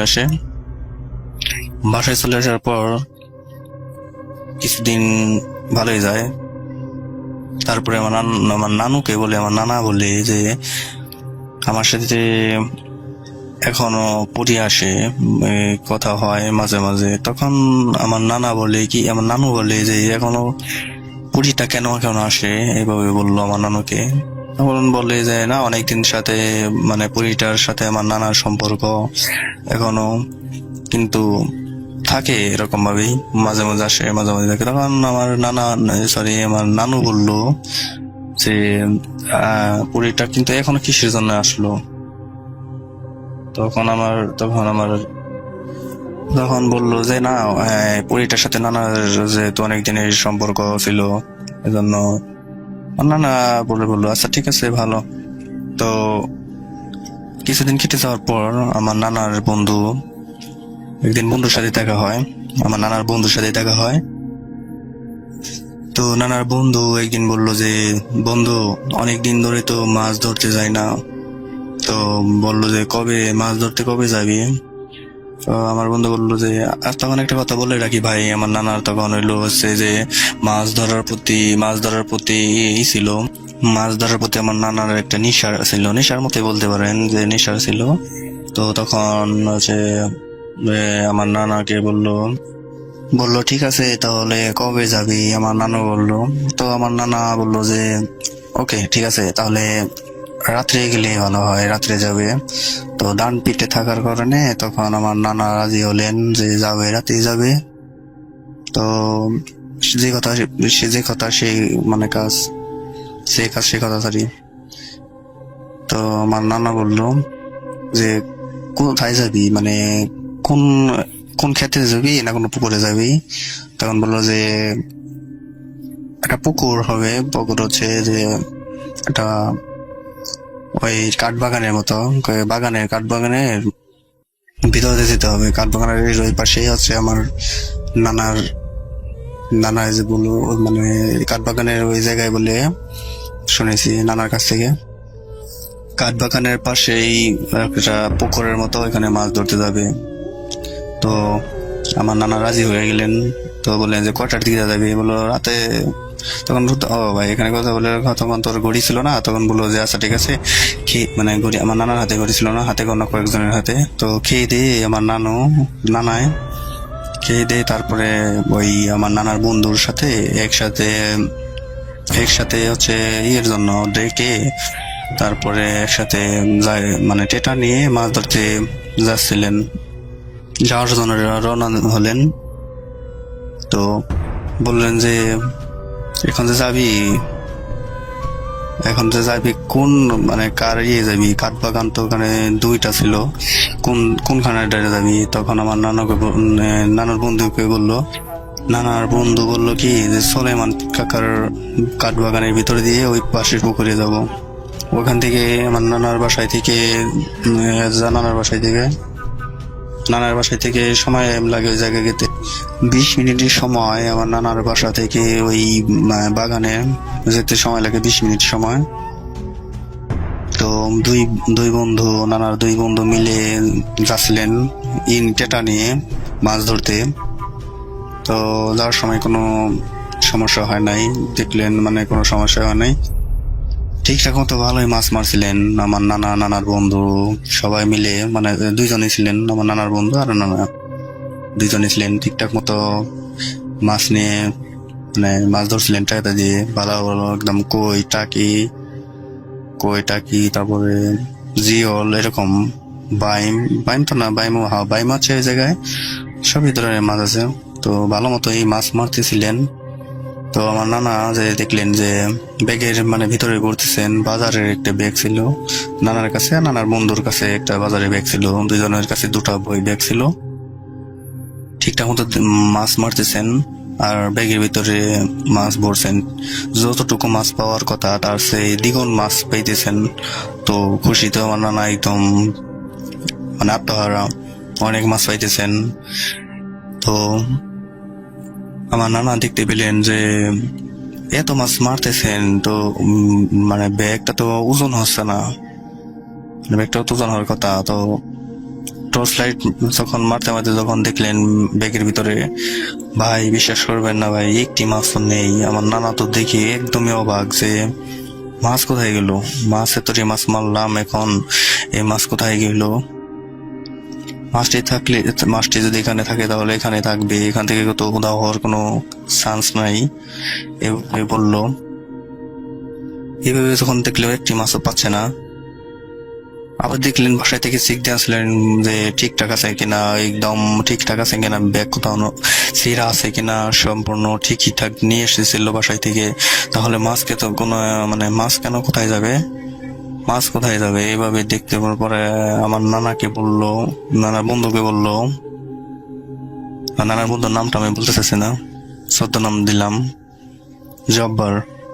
তো জব্বার নানাকে বললেন যে জব্বার তাই চল বাসায় চল। জব্বর নানাকে বললেন যে চল বাসায় চল। তো জব্বর নানা বললেন কেন বাসায় যাবো কেন? বলো চল বাসায় চল, যাওয়ার পরে আমি বলতেছি। এই কিছুক্ষণ নানা জোরাজোরিতে ওই জব্বর নানা মানে আমার নানার বন্ধু যাওয়ার জন্য রাজি হলেন। এরপর মানে যখন আমার নানার মানে বন্ধু দেখলেন যে নানার ব্যাগের ভিতরে একটি মাছও নেই, এখন আমার নানার বন্ধু তো দেখে অবাক যে মাছ কোথায় গেল। আমার নানার বন্ধু তখন তাকে বলতে চাইছিল যে তখন এক পর্যায়ে বলছে যে বন্ধু চল বাসায় চল। ওই আমার নানার বন্ধুই বলতেছে চল বাসায় চল। তখন ব্যাগ কিন্তু দুজনের হাতে মানে ছিল। তখন দুজনে একটু কথা বলার পর্যায়ে বললো যে বন্ধু মাছ তো পাইছিস তো কতটা পাইছিলি? বললো যে এখন আর দেখাবো না, চল বাসায় যে দুজনেরা দেখবো। তো এইভাবে বলার পরে দুজনে আচ্ছা ঠিক আছে চল বাসায় চল। এরা ওইখানে আর ব্যাগ দুজনে খুলে নাই যে দেখবে যে মাছ কিরকম হয়েছে কি হয় নাই, তখন বললো চল বাসায় যে চল দুজনে দেখবো কার কতটা মাছ পেয়েছি। তো এইভাবে যখন ওখান থেকে আসার জন্য প্রস্তুতি হলেন, হাতে একটি টর্চ নিয়ে তখন আগেকার যে টর্চ ছিলেন ওইগুলো হাতে একটা ব্যাটারি চালিত, তো এরকম টর্চ নিয়ে আসছিলেন। তো আসার জন্য ভাই আমার নানা তখন কাঠবাগানের ভিতর দিয়ে আমার নানার বন্ধু যখন আসছিলেন, তো আসার এক পর্যায়ে আমার নানা দেখতে পেলেন ইয়ের ভিতর হচ্ছে কাঠবাগানের ভিতরে কাঠ রঙের সাদা একটি ঘোড়া আমার নানার দিকে এক অপলক দৃষ্টিতে তাকিয়ে আছে, আবার ঘাস খাচ্ছে, মানে ঘাস নিচে মানে ঘাসের মতো খাচ্ছে। ওই সময় ভাই দেখতে পেলেন যে ঘাসের মতো এই সাদা ওয়েবটি মানে নানার ঘোড়া দেখতে পেলেন, আবার নানা দেখে তাকিয়ে আছে ভাই। তো কিছুক্ষণ ইকার করে বললো যে আমার নানার বন্ধুকে বললো যে আমি যা দেখছি তুই কি তাই দেখছিস? তখন বললো যে কি দেখছিস? এরপর বললো চল বাসায় চল। তখন মানে বললো কিছু কি দেখছিস বল। তখন আমার নানাকে বললো যে আমার নানার বন্ধুকে বললো চল পরে বলবো। এরপরে যখন হাঁটার মানে ব্যাগ নিয়ে আর লাইট নিয়ে আর এগুলো নিয়ে হাঁটার জন্য ভিতরতে যাচ্ছে, আবার এরপরে ভাবলো যে দুজনে তো আছি, মানে ওই আমার নানার বন্ধু তো দেখে নাই, ওই আমার নানাই তো দেখছে, দেখি আরেকবার দেখি ঘোড়াটা কি এখন আছে না নাই।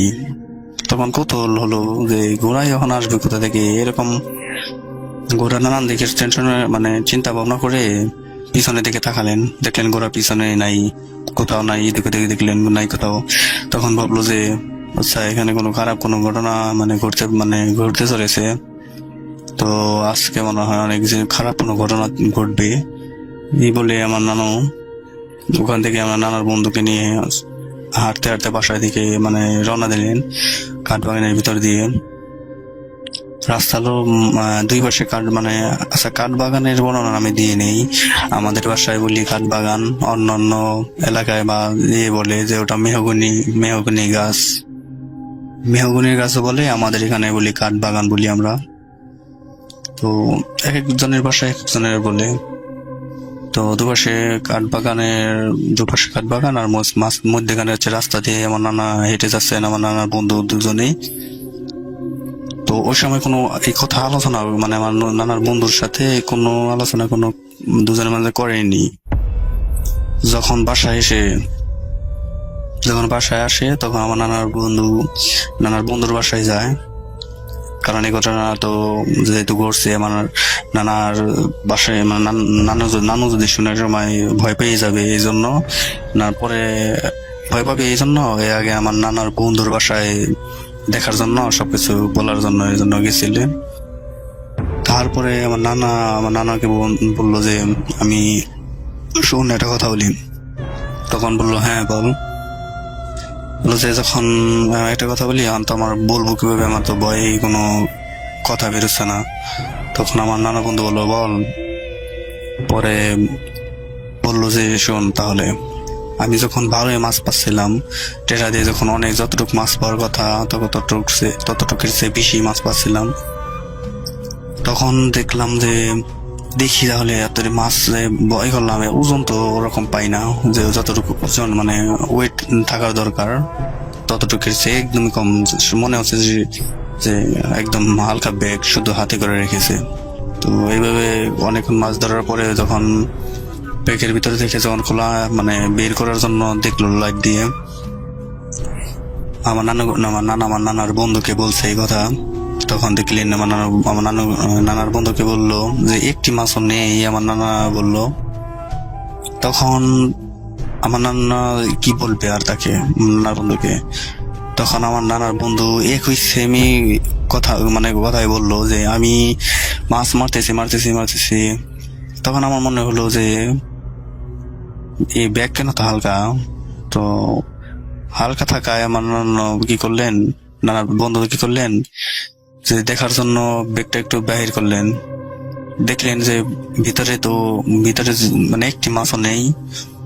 মাছের বদলে কি বলবো, এখানে মাছের ভিতরে আর কি মাটি, ভিতরে মাটি। ইসলাম। তো একটা ঘটনা ছিল যেটা প্রায় ভাবতাম আর কি যে পাঠাবো, তো আর পাঠানো হয় নাই, তাই ফাইনালি আজকে রেকর্ড করলাম। তো ঘটনাটি ঘটে মূলত আমার এক বন্ধুর সঙ্গে। ও আমার রুমমেট, হোস্টেলে থাকি যেহেতু, তো ওর থেকে ঘটনাটা কালেক্ট করা। ওর নাম হৃদয়। তো ঘটনাটা মূলত হলো ওর বন্ধুর সঙ্গে আর কি। তো ওর বন্ধুর সঙ্গে ঘটনাটা ঘটে গেছে, তো ওর থেকে আমি ঘটনাটা কালেক্ট করছি। ঘটনাটা হলো 2019 সালের দিকে, যখন ওরা ক্লাস 10-এ পড়ে।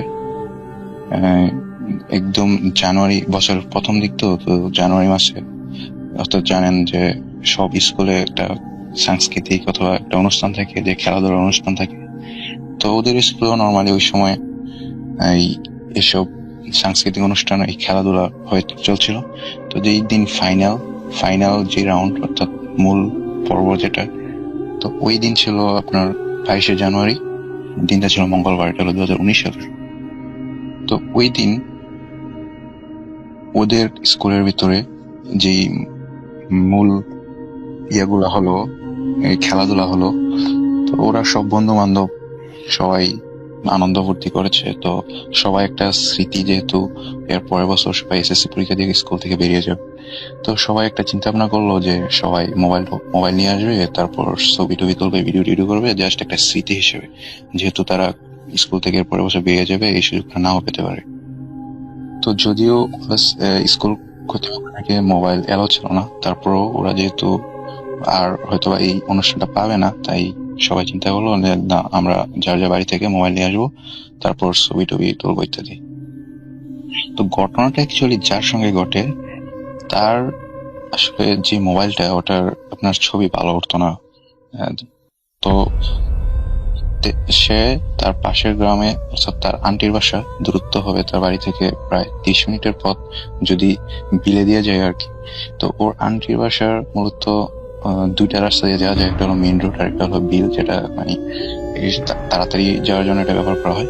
তো ওখান দিয়ে যেতে প্রায় 30 মিনিটের মতো লাগে। তো ও প্রায় ওর আন্টির বাসায় যাতায়াত থাকতো, ওর আন্টির সঙ্গে ভালো সম্পর্ক। তো ও চিন্তা করলো, ওর যেহেতু ওর ঘরে যেহেতু তেমন ভালো মোবাইল নাই, তো ওর আন্টির মোবাইলটা নিয়ে যাবে চিন্তা করলো।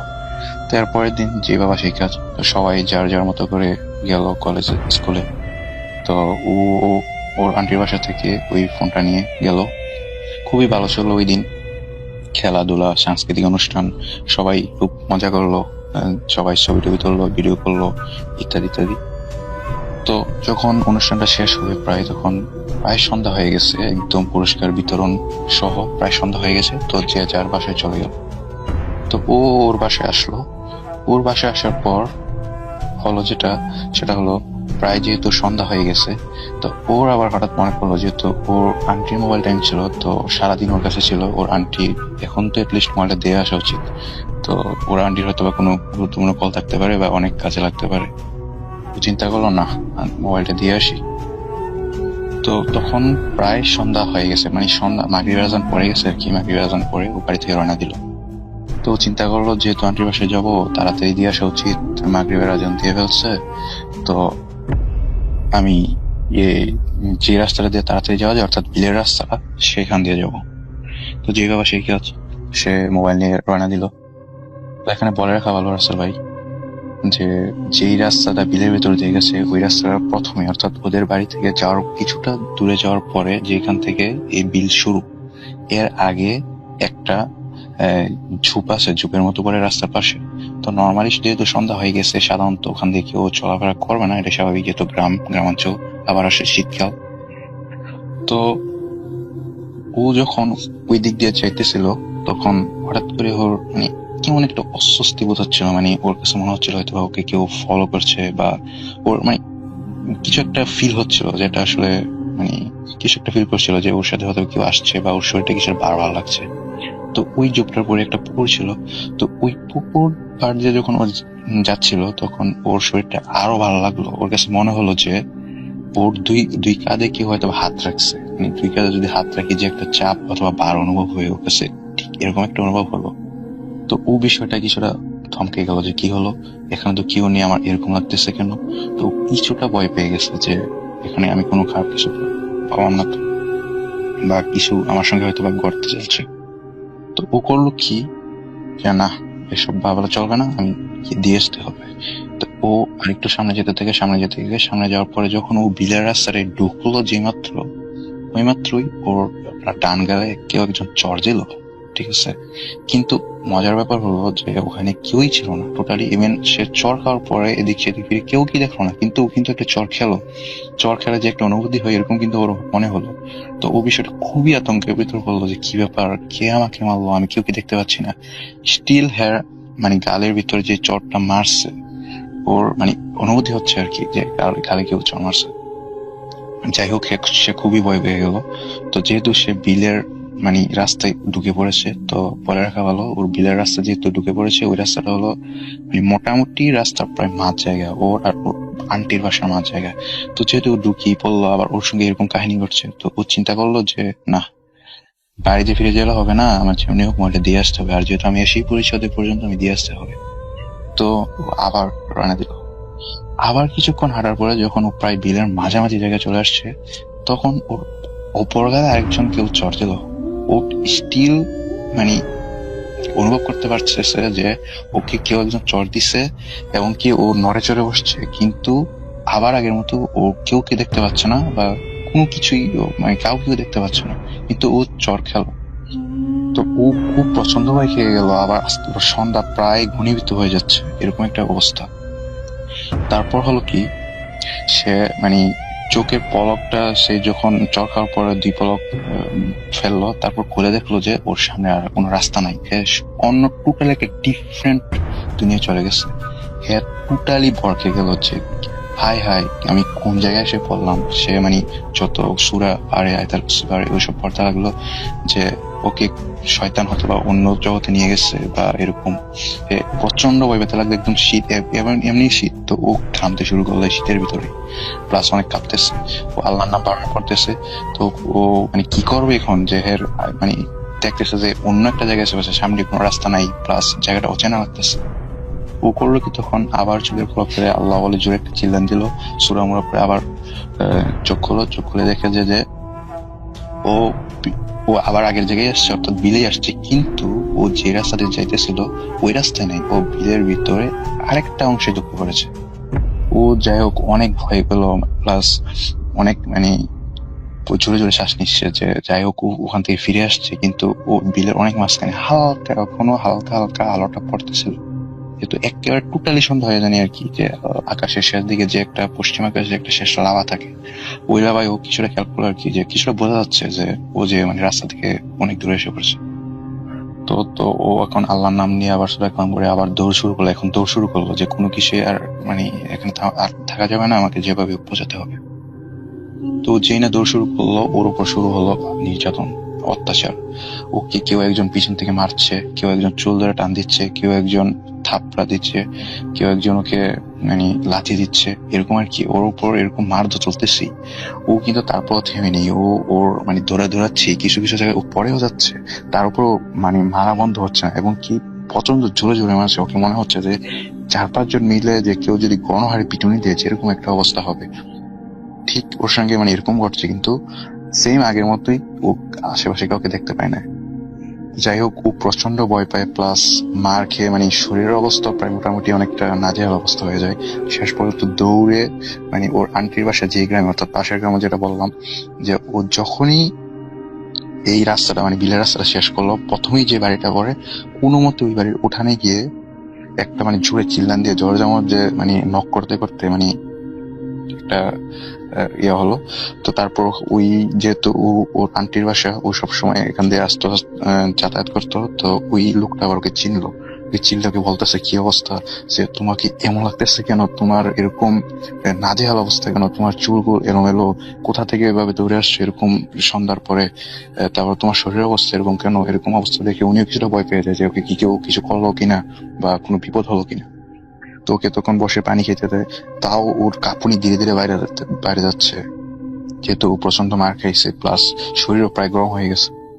তো ও কিছুটা এই কাহিনী, আমি যে কাহিনী একটু আগে বললাম, যে এই কাহিনী ও ওনার কাছে শেয়ার করলো যে আমার সঙ্গে এরকম এরকম ঘটেছে, আমি আমার আন্টির বাসায় যাচ্ছিলাম মোবাইলটা দিতে, কিন্তু রাস্তায় এইসব কাহিনী করেছে। তো উনি বিষয়টা বুঝলেন যে এটা হয়তো বা কোনো ভালো লক্ষণ নয়। যাই হোক, উনি তার বাড়িতে খবর পাঠালো যে আপনার ছেলে এরকম এরকম অবস্থা, তো আমার বাড়িতে আছে, আপনি আসেন। তো এট দ্য মিন টাইম যেটা হলো যে ওর শরীর প্রচন্ড কিছু নিতে থাকে, প্লাস প্রচন্ড কাঁপতে থাকে। এক পর্যায়ে সে মানে হঠাৎ করেই সেন্সলেস হয়ে যায়। যাই হোক, ওকে তখন ওর বাড়ির লোক আসলে কিছুক্ষণ পরে বাড়ির লোক এসে ওকে গ্রামে হসপিটাল আছে, হসপিটালে নিয়ে গেল। তো হসপিটালে নিয়ে গিয়ে জাস্ট একটু যে ট্রিটমেন্ট দরকার, প্রাথমিক ট্রিটমেন্ট ওকে দিল ডাক্তার, ওষুধপত্র কিছু দিল। ইভেন তখন ওর সেন্স মানে আসে নাই আর কি। যে ওর যাই হোক ডাক্তার দেখে বললো যে অনেক মের খেয়েছে, কিন্তু মজার ব্যাপার হলো বা সবচেয়ে অদ্ভুত ব্যাপার হলো যে ও এত যে মার খেয়েছে, ওর শরীর প্রচন্ড তাপ, ও কিন্তু একদম সুস্থ ছিল, ওর শরীর প্রচন্ড তাপ, কিন্তু মারার একটা স্পট ওর শরীরে নেই। কিন্তু ও বলছিল যে ওর প্রচন্ড ব্যথা। যাই হোক, এরপরে ওকে নিয়ে ওর পরিবার মানে এখানে আরেকটা ব্যাপার হলো যে ও নাকি আগে জিন দ্বারা পজেস ছিল আর কি। তো ওর পরিবার ওকে নিয়ে মানে একটা হুজুর থেকে যে ট্রিটমেন্ট নিত পাশের গ্রামেরই, তো ওর পরিবার ওকে নিয়ে পাশের গ্রামে যায়। ওর পাশের গ্রামে যাওয়ার পর ওখানে হুজুরের সঙ্গে কথা বলে হুজুর থেকে ট্রিটমেন্ট নিয়ে আবার বাসায় চলে আসে। যাই হোক, তো আমি যাতে কাহিনীটা মানে কালেক্ট করলাম হৃদয়, তো ওরা কাহিনীটা শুনলো রাত্রেবেলা যে ওদের বন্ধু সঙ্গে এরকম কাহিনী করছে। তো ওরা এর পরের দিন ওকে দেখতে বাসায় গেল। বাসায় দেখতে গিয়ে ওরা দেখলো যে মানে ওর সেন্স তখন ফিরছে রাত্রেবেলা। তো ওর অবস্থা খুবই খারাপ, একদম শরীর একদম প্রায় কি বলে যে কোনো ব্যথায় মানে ও আর কিছু করতে পারতেছে না আর কি, কোনো মতে জাস্ট শুয়ে আছে একদম, আর প্রচন্ড জ্বর উঠে রয়েছে শরীরে। তো যাই হোক, ওর সঙ্গে কথা বলে ওর সঙ্গে জিজ্ঞাসা করে যে কাকে কি ঘটছে। কিন্তু সবচেয়ে অদ্ভুত ব্যাপার যেটা রাসেল ভাই, যে এই কাহিনীটা কালকে রাত্রেবেলা এত বড় একটা কাহিনী ওর সঙ্গে ঘটে গেল, ইভেন কাহিনী ঘটার পর পর্যন্ত সেন্সলেস হওয়ার আগ পর্যন্ত ওর কাহিনীটা মনে ছিল। কিন্তু এই যে 22 জানুয়ারি অর্থাৎ গতকালকে যে দিনটা গেল, ওর আজকে এই দিন সম্পর্কে টোটালি কোনো কিছু মনে আসছে না, যে ও সারাদিন কোথায় ছিল, কি করছে, কত কিছুই ওর মনে নেই। তো ওরা যখন আমার এই বন্ধুরা যখন গিয়ে দেখলো যে ওর এই অবস্থা, তো ওর মা আবার আমার বন্ধু হৃদয়কে ডাক দিয়ে বললো যে হৃদয়, তোমাদের মোবাইলের ছবি আছে না, যে ওর সঙ্গে ছবি তুলছে, ওকে দেখাও তো, এইসব দেখে ও মনে করতে পারি কিনা যে গতকালকে এরকম। তো এখানে আরেকটা অদ্ভুত ব্যাপার আসল ভাই, যেটা আসলে অবিশ্বাস্য কিন্তু বাস্তবে এটা ঘটছে, যে ওরা যারাই মানে আসছিল দেখতে, প্রত্যেকেই কিন্তু মোবাইল নিয়েছিল, আমি আগেই বলেছিলাম, এবং কি সবাই ছবি তুলেছিল। কিন্তু সবাই ছবিগুলো চেক করে দেখলো যে সবার সঙ্গে সবার ছবি আছে, কিন্তু যার সঙ্গে ঘটনাটা ঘটছে অর্থাৎ ওর নাম ছিল সিয়াম, যে ওর সঙ্গে কারোর মোবাইলে কোনো ছবি নেই। ইভেন ওর যে আন্টির মোবাইলটাও নিয়ে গেছিল, আন্টির মোবাইলও চেক করে দেখা গেছে যে ওই দিনে ওর ফোন মানে ওই ফোন দিয়ে কোন ছবি তোলা হয়নি। তো এটা কিভাবে সম্ভব আসলে? মানে ওটা দেখে তো একদম সবাই অবাক হয়ে গেল যে ওদের ফোনের মধ্যে তো একটা হলো এটলিস্ট ছবি থাকবে, এতগুলো সবাই যেহেতু ছবি তুলছে, একটা মজা আনন্দ ফুর্তি করছে, কিন্তু কিভাবে সম্ভব যে সবার মোবাইল থেকে ছবিগুলো দেওয়া হয়ে যাওয়া? যাই হোক, তো তখন পর্যন্ত আমার বন্ধুরা জানতো না যে ও জানে আগে জিন দ্বারা প্রসেস ছিল। তো ওর মা আমার বন্ধুকে ডাক দিয়ে নিল কাছে নেওয়ার পর বলতেছে, তোমরা হয়তো জানো না, ও আর কয়েক বছর আগে থেকে জিন দ্বারা পজেসড। তো আমরা একটা হুজুর থেকে কিছু ট্রিটমেন্ট নিয়েছিলাম, তো হয়তোবা অনেকদিন পর্যন্ত ভালো ছিল, আবার মাঝে মাঝে এরকম জিনটা ওই যে জিন দ্বারা পজেসড ছিল এরকম ডিস্টার্ব করতো, ওকে মারধর করতো। তো অনেকদিন তারা মানে ওকে কিছু করতে পারতেছে না, হয়তো ওখানে একা পেয়ে থাকে, যেহেতু জঙ্গল প্লাস বিল একা যাচ্ছিল, হয়তো সেটা সুযোগের একটা কাজ দেখাচ্ছে। সমস্যা নাই, ও হয়তো সুস্থ হয়ে যাবে। হুজুরের সঙ্গে কথা বলেছি, হুজুর কিছু পানি পড়া দোয়া জারপুর করে দিয়েছে, সমস্যা নাই, সুস্থ হয়ে যাবে। তো রাসেল ভাই, মূলত আমার ঘটনা এটাই ছিল। তো সবচেয়ে অবাককর ব্যাপার হলো যে কিভাবে মানে পুরোটা গল্প শুনে আমি অনেক অ্যামাস্ট হয়েছি। যেটা হলো যে ওর ওই দিনটা যদি মনে না থাকে এটা মানলাম, কিন্তু কি করে সবার মোবাইল থেকে ওর মানে একটা পিকও ওর নাই, কিন্তু ওরা শিওর যে ওরা একটা না একটা হলো পিক তুলছে, কেউ না কেউ মোবাইল তো থাকা উচিত, কেউ মোবাইলে কেউ পিক নেই। আর ওর সঙ্গে যে কাহিনীটা ঘটে গেল, এই কাহিনীটা তো হলোই। যাই হোক রাসেল ভাই, এই কাহিনীটা যদি ভালো লাগে থাকে তাহলে অবশ্যই পরে শোনাবেন। জানি না কতটুকু আপনার কাছে বিশ্বাসযোগ্য লাগতে পারে, কিন্তু আমি সত্যি ঘটনাটাই আমি তুলে ধরার চেষ্টা করলাম। বিশ্বাস করা না করা এটা একান্তই আপনাদের ব্যাপার। রাসেল ভাই put.com এর পাশে আছি, থাকবো ইনশাআল্লাহ। আগেও বুথ FM শুনে আসছি, রেকর্ডেড এপিসোড এখনো মাঝে মাঝে কিছু শুনি আমি এবং আমার বন্ধুরা শুনি। আমার এই বন্ধু হৃদয়ের কাছে আরো অনেক কাহিনী আছে, ইভেন আমিও চেষ্টা চালাচ্ছি যে আমার আরো কোনো কাহিনী কালেক্ট। কতই না ভালো লাগতো তখন। সো আমার বান্ধবী ছিল, আমার বান্ধবীর নাম শম্পা। সো আমরা দুইজন মিলে অনেক মজা করতাম, অনেক আড্ডা দিতাম। এবং আমার ভাগনা ছিল, মানে আমার ভাগ্নি ছিল, নাম হচ্ছে আলামিন। আমরা এই 3 জন এত ক্লোজ ফ্রেন্ড ছিলাম যে আগের থেকেই আমরা অনেক মেলামেশা করতাম। সো একদিন যেটা হয় সেটা হচ্ছে যে আমি আর শম্পা চিন্তা ভাবনা করি যে দোকান থেকে একটা সিগারেট কিনে নিয়ে এসে খাবো। সো যে কথা সেই কাজ, দোকানে যাওয়ার পরে একটা সিগারেট কিনি আমার চাচারই দোকান থেকে। সো সিগারেটটা কেনার পরে যেটা হয় সেটা হচ্ছে আমার বাবা দেখে ফেলে। সো দেখে ফেলার পরে আমরা দৌড় লাগাই এবং দৌড় দিতে হঠাৎ করে হুচুট খেয়ে পড়ে যাই এবং হুচুট খেয়ে পড়ে যাওয়ার পরে আমার বাবার কাছে চলে যাই এবং আমার বাবা আমাকে প্রচুর পরিমাণে গালি দিতে থাকে, বলে তুই এখানে এসব করছিস কেন?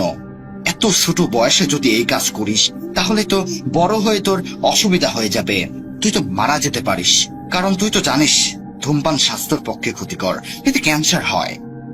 সো কেন করেছি সেটা বল। তারপরে আমি বললাম, বাবা আমার ভুল হয়ে গেছে, আমাকে ক্ষমা করে দেন, আমি আর জীবনে এটা করব না। তারপরে বলে, নেক্সট টাইম যদি তুই এটা করিস তাহলে আমি তোকে একদম মেরে ফেলবো। বলে আচ্ছা সমস্যা নাই, আমি আর খাবো না। সো এরকম করে আমার ভিতরে জিদ লুকিয়ে থাকে, তেমন নেশা একদম ছটফট করতে থাকি আমি। এখন আমি কি করব কিছুই বুঝতে পারছি না। সো তারপরে আমি কি করলাম, আমার সেই বান্ধবীকে ডাক দিলাম, নাম হচ্ছে শম্পা। এই শম্পা আয়, দোকানে যাব। রাত তখন বাজে 10টা। দোকানে যাই এবং দোকানে যাওয়ার পরে খালেক কাকার কাছে জিজ্ঞেস করি, আচ্ছা আপনার দোকানে কি সিগারেট আছে? খালেক চাচা বলে, হ্যাঁ সিগারেট আছে। তারপরে খালেক চাচা আমাকে সিগারেট দেন, বলে যে তোর বড় ভাইয়া হয়তো খাবে, এর জন্য দিয়ে দেন। কিন্তু খালেক চাচা জানতো না যে সেই সিগারেট গুলো আমি খাবো। সো নিয়ে আসি বাসাতে, নিয়ে আসার পরে আমি খেয়ে ফেলার পরে সেই বাসনা, যে গন্ধটা আমার বাবার নাকে গিয়ে পৌঁছায়। তারপরে আমার বাবা আমাকে প্রচুর পরিমাণে ধমকাতে থাকে। তারপরে আমি চিন্তা ভাবনা করি যে আমি আর বাসায় থাকবো না, আমি চলে যাব, আমি নিরাপদ একটা স্থানে চলে যাব, আমার আপুর বাসাতে চলে যাব। যে কথা সেই কাজ, আমি আমার শম্পা বান্ধবীকে ডাকি এবং ডাকার পরে তাকে বললাম চল যাই। বলে কোথায়? বললাম আমার বড় আপুর বাসাতে যাই, চল। বলে আচ্ছা বড় আপুর বাসাতে তো যাব, কিন্তু আমার তো ব্যাগপত্রগুলো গুছাতে হবে তাই না? বলে হ্যাঁ ব্যাগপত্র গুছায় নাও। তারপরে ব্যাগপত্র শম্পা আর আমি গুছিয়ে ফেলার পরে যেটা হয় সেটা হচ্ছে যে আমার বাসার বিবরণটা দেই। আমার বাসাটা অনেক বড়, গ্রাম অঞ্চলে থাকি আমরা। সো আমার বাসার সাইডে, পশ্চিম সাইডে কবরস্থান রয়েছে এবং কবরস্থানের কাছ দিয়ে যদি আমি যাই তাহলে আমার বাবা দেখতে পারবে না, আর রাস্তা দিয়ে যদি আমি যাই, দোকানপাটের কাছ দিয়ে যদি আমি যাই তাহলে আমার বাবা দেখে ফেলতে পারে। কারণ আমার বাবা যদি নাও দেখে তাহলে যে দোকানদার রয়েছে সেই দোকানদার গুলো তো দেখতে পারে। সো আমরা সেখান দিয়ে যাই না, আমরা ভাবলাম যে কবরস্থানের কাছ দিয়ে যাব। যে কথা সেই কাজ, কবরস্থানের কাছ দিয়ে আমরা যাচ্ছিলাম। কবরস্থানটা আনুমানিক অনেক বড়। সো আমরা কবরস্থানের ভিতরে চলে যাই, কারণ সেই রাস্তাটা কবরস্থানের ভিতর দিয়ে গিয়ে মেইন রোডের উপরে উঠবে। আগেই বলে রাখছি রাসেল ভাই যে আমার বাসা থেকে আমার আপুর বাসা যেতে প্রায় 10 কিলোমিটারের রাস্তা। রাত তখন বাজে 8টা। তো কি করব কিছুই বুঝতে পারছি না। আমার আপুর বাসাতে তো আমাকে যেতেই হবে, কারণ আমি যদি বাসায় আবার যাই তাহলে আমার বাবার বকুনি খেতে হবে। সো আমি সেই কবরস্থানের ভিতর দিয়ে যাচ্ছি। কবরস্থানের ভিতর দিয়ে যেতে যেতে যেতে যেতে হঠাৎ করে আমার পায়ে হুচুট খেয়ে পড়ে যাই, এবং পড়ে যাওয়ার পরে আমি প্রচন্ড পরিমাণে ব্যথা পাই, এবং ব্যথা পাওয়ার পরে আমি এগিয়ে যাচ্ছিলাম। মনের ভিতরে জেদ আরো মানে চড়ে বসলো। তারপরে আমি আরো জোরে জোরে যাচ্ছিলাম। আমি ভাবছিলাম যে আমি এখান থেকে যদি পার হয়ে যাই তাহলে আমি আবার উঠে যেতে পারি মেইন রাস্তায়, আর মেইন রাস্তায় যদি আমি যাই তাহলে অনেক ভালো হবে, কারণ ওখান দিয়ে আমি হেঁটেই আমার আপুর বাসাতে চলে যাব। শম্পাকে আমি বলি যে তুই কি কোনো ভয় পাচ্ছিস? শম্পা বলে না, আমি কোনো ভয় পাচ্ছি না। তারপরে আমি সেই কবরস্থানের কাছ দিয়ে যেতে থাকি। কবরস্থানের কাছ দিয়ে প্রায় আমি 30 মিনিট আধা ঘন্টা হাঁটতে থাকি, কিন্তু আশ্চর্যের বিষয় হলো সত্য রাসেল ভাই, আমি একটুকু সামনে এগোতে পারছি না। মনে হচ্ছে যে আমি এই গোলক ধাঁধার ভিতরে আটকে গেছি। যেখান দিয়ে যাচ্ছি মনে হচ্ছে এক জায়গায় এসে পড়ছি, কিছুই বোঝা যাচ্ছে না। চারিদিকে বাঁশ ঝাড় রয়েছে, একটা বড় বড় বট গাছ রয়েছে। আমি মনে মনে ভাবলাম যে এই বট গাছের নিচে গিয়ে একটু বসে পড়ি, কারণ আমার গা হাত পা দিয়ে একদম ঘেমে ভিজে গেছে। তারপরে আমি বট গাছের কাছে যাই। বট গাছের কাছে যাওয়ার পরে আমার মনে হচ্ছিল যে পিছন থেকে অনেক জোরে জোরে আওয়াজ আসছে, কিন্তু এই আওয়াজগুলো কিসের আমি আওয়াজগুলো আনুমানিক করতে পারছিলাম না। আমি পিছনের দিকে তাকাই। তাকানোর পরে আমি যেটা দেখতে পাই সেটা দেখার জন্য আমি একদমই প্রস্তুত ছিলাম না। দেখতে পাই যে আমার পিছনে একটা সাদা অবয়ব দাঁড়িয়ে রয়েছে, এবং অবয়বটাকে দেখে আমি ভাবলাম যে হয়তো কেউ একজন রয়েছে, কারণ আমি আগের যুগের সাহসী একজন নারী ছিলাম। সো তারপরে আমি সেখান দিয়ে যাচ্ছিলাম। যাওয়ার পরে সেই চাচাকে জিজ্ঞেস করি, চাচা আপনি এখানে এত রাতে কি করেন? রাত তো 10টা বাজে। বলে আমি এখানে আগে থেকেই থাকি, সারা জীবন হয়ে গেল এখানে থাকতে থাকতে। বলে আমি বললাম সারা জীবন হয়ে গেল মানে আপনি কি বলছেন? বলে হ্যাঁ আমি ঠিক বলছি। তুমি একটা কাজ করো, তুমি যদি বাঁচতে চাও তাহলে তুমি এখান থেকে চলে যাও। বললাম কেন?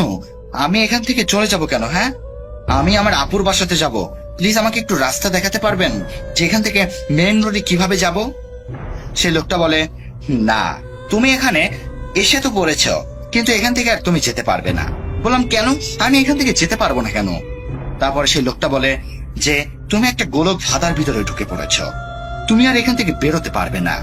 তুমি যতই চেষ্টা করো না কেন, তুমি যতই দৌড়ি পারো না কেন, তুমি ঘুরে ঘুরে এই একই জায়গায় এসে পড়বে, কখনো তুমি মেন রাস্তার উপরে যেতেই পারবে না।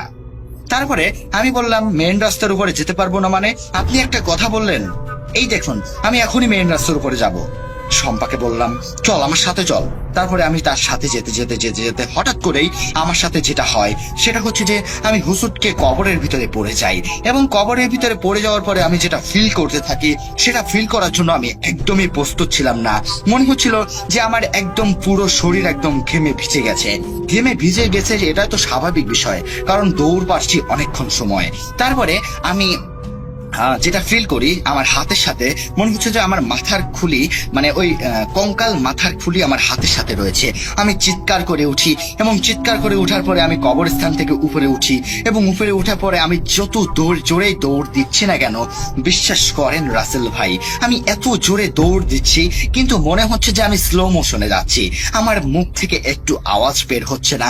আমি জোরে জোরে করে শম্পা শম্পা বলতে থাকি, কিন্তু কোনো রেসপন্স পেলাম না, কোনো কিছুই আসছিল না। মনে হচ্ছিল যে আমি একদম শেষ হয়ে গেছি।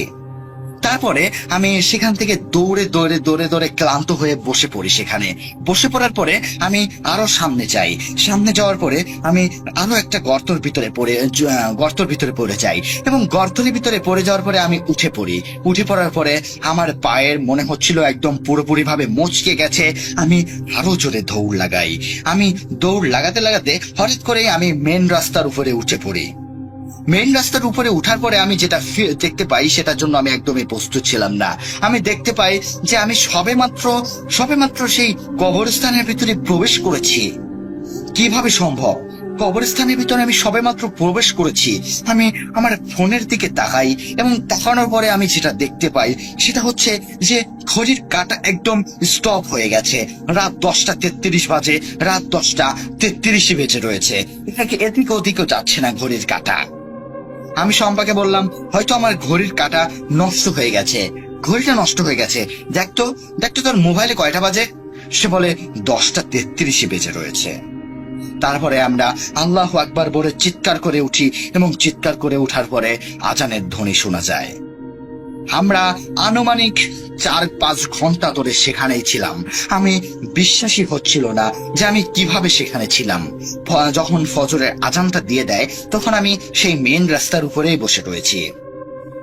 তারপরে আমি আমার আপুর বাসাতে যাব, হাঁটা দেই। হাঁটা দেওয়ার পরে আমি আমার আপুর বাসাতে যাব, আনুমানিক 6টা বেজে যায়। সকাল 6টা বেজে যাওয়ার পরে আমি একটা গাড়ি দেখতে পাই যে গাড়িটা আসছে আমার কাছে, এবং গাড়ির উপরে আমি উঠে বসি। গাড়ির উপরে উঠে বসার পরে আমি চলে যাই আমার আপুর বাসাতে। আপুর বাসাতে আসার পরে আরো সমস্যা হয়ে যায়। সেটা হচ্ছে যে আমি রাতে আরো ভয়ঙ্কর ভয়ঙ্কর স্বপ্ন দেখতে থাকি, এবং স্বপ্নতে এসে ওই যে সাদা অবয়বটা, সেই অবয়বটা আমাকে বলছে, ওখানে গিয়ে তুই ঠিক করিসনি। তোর ভাগ্যটা ভালো ছিল যে খুব তাড়াতাড়ি ফজরের আজান দিয়ে দিয়েছিল, কারণ তোকে ওখান থেকে কেউ বাঁচাতে পারতো না।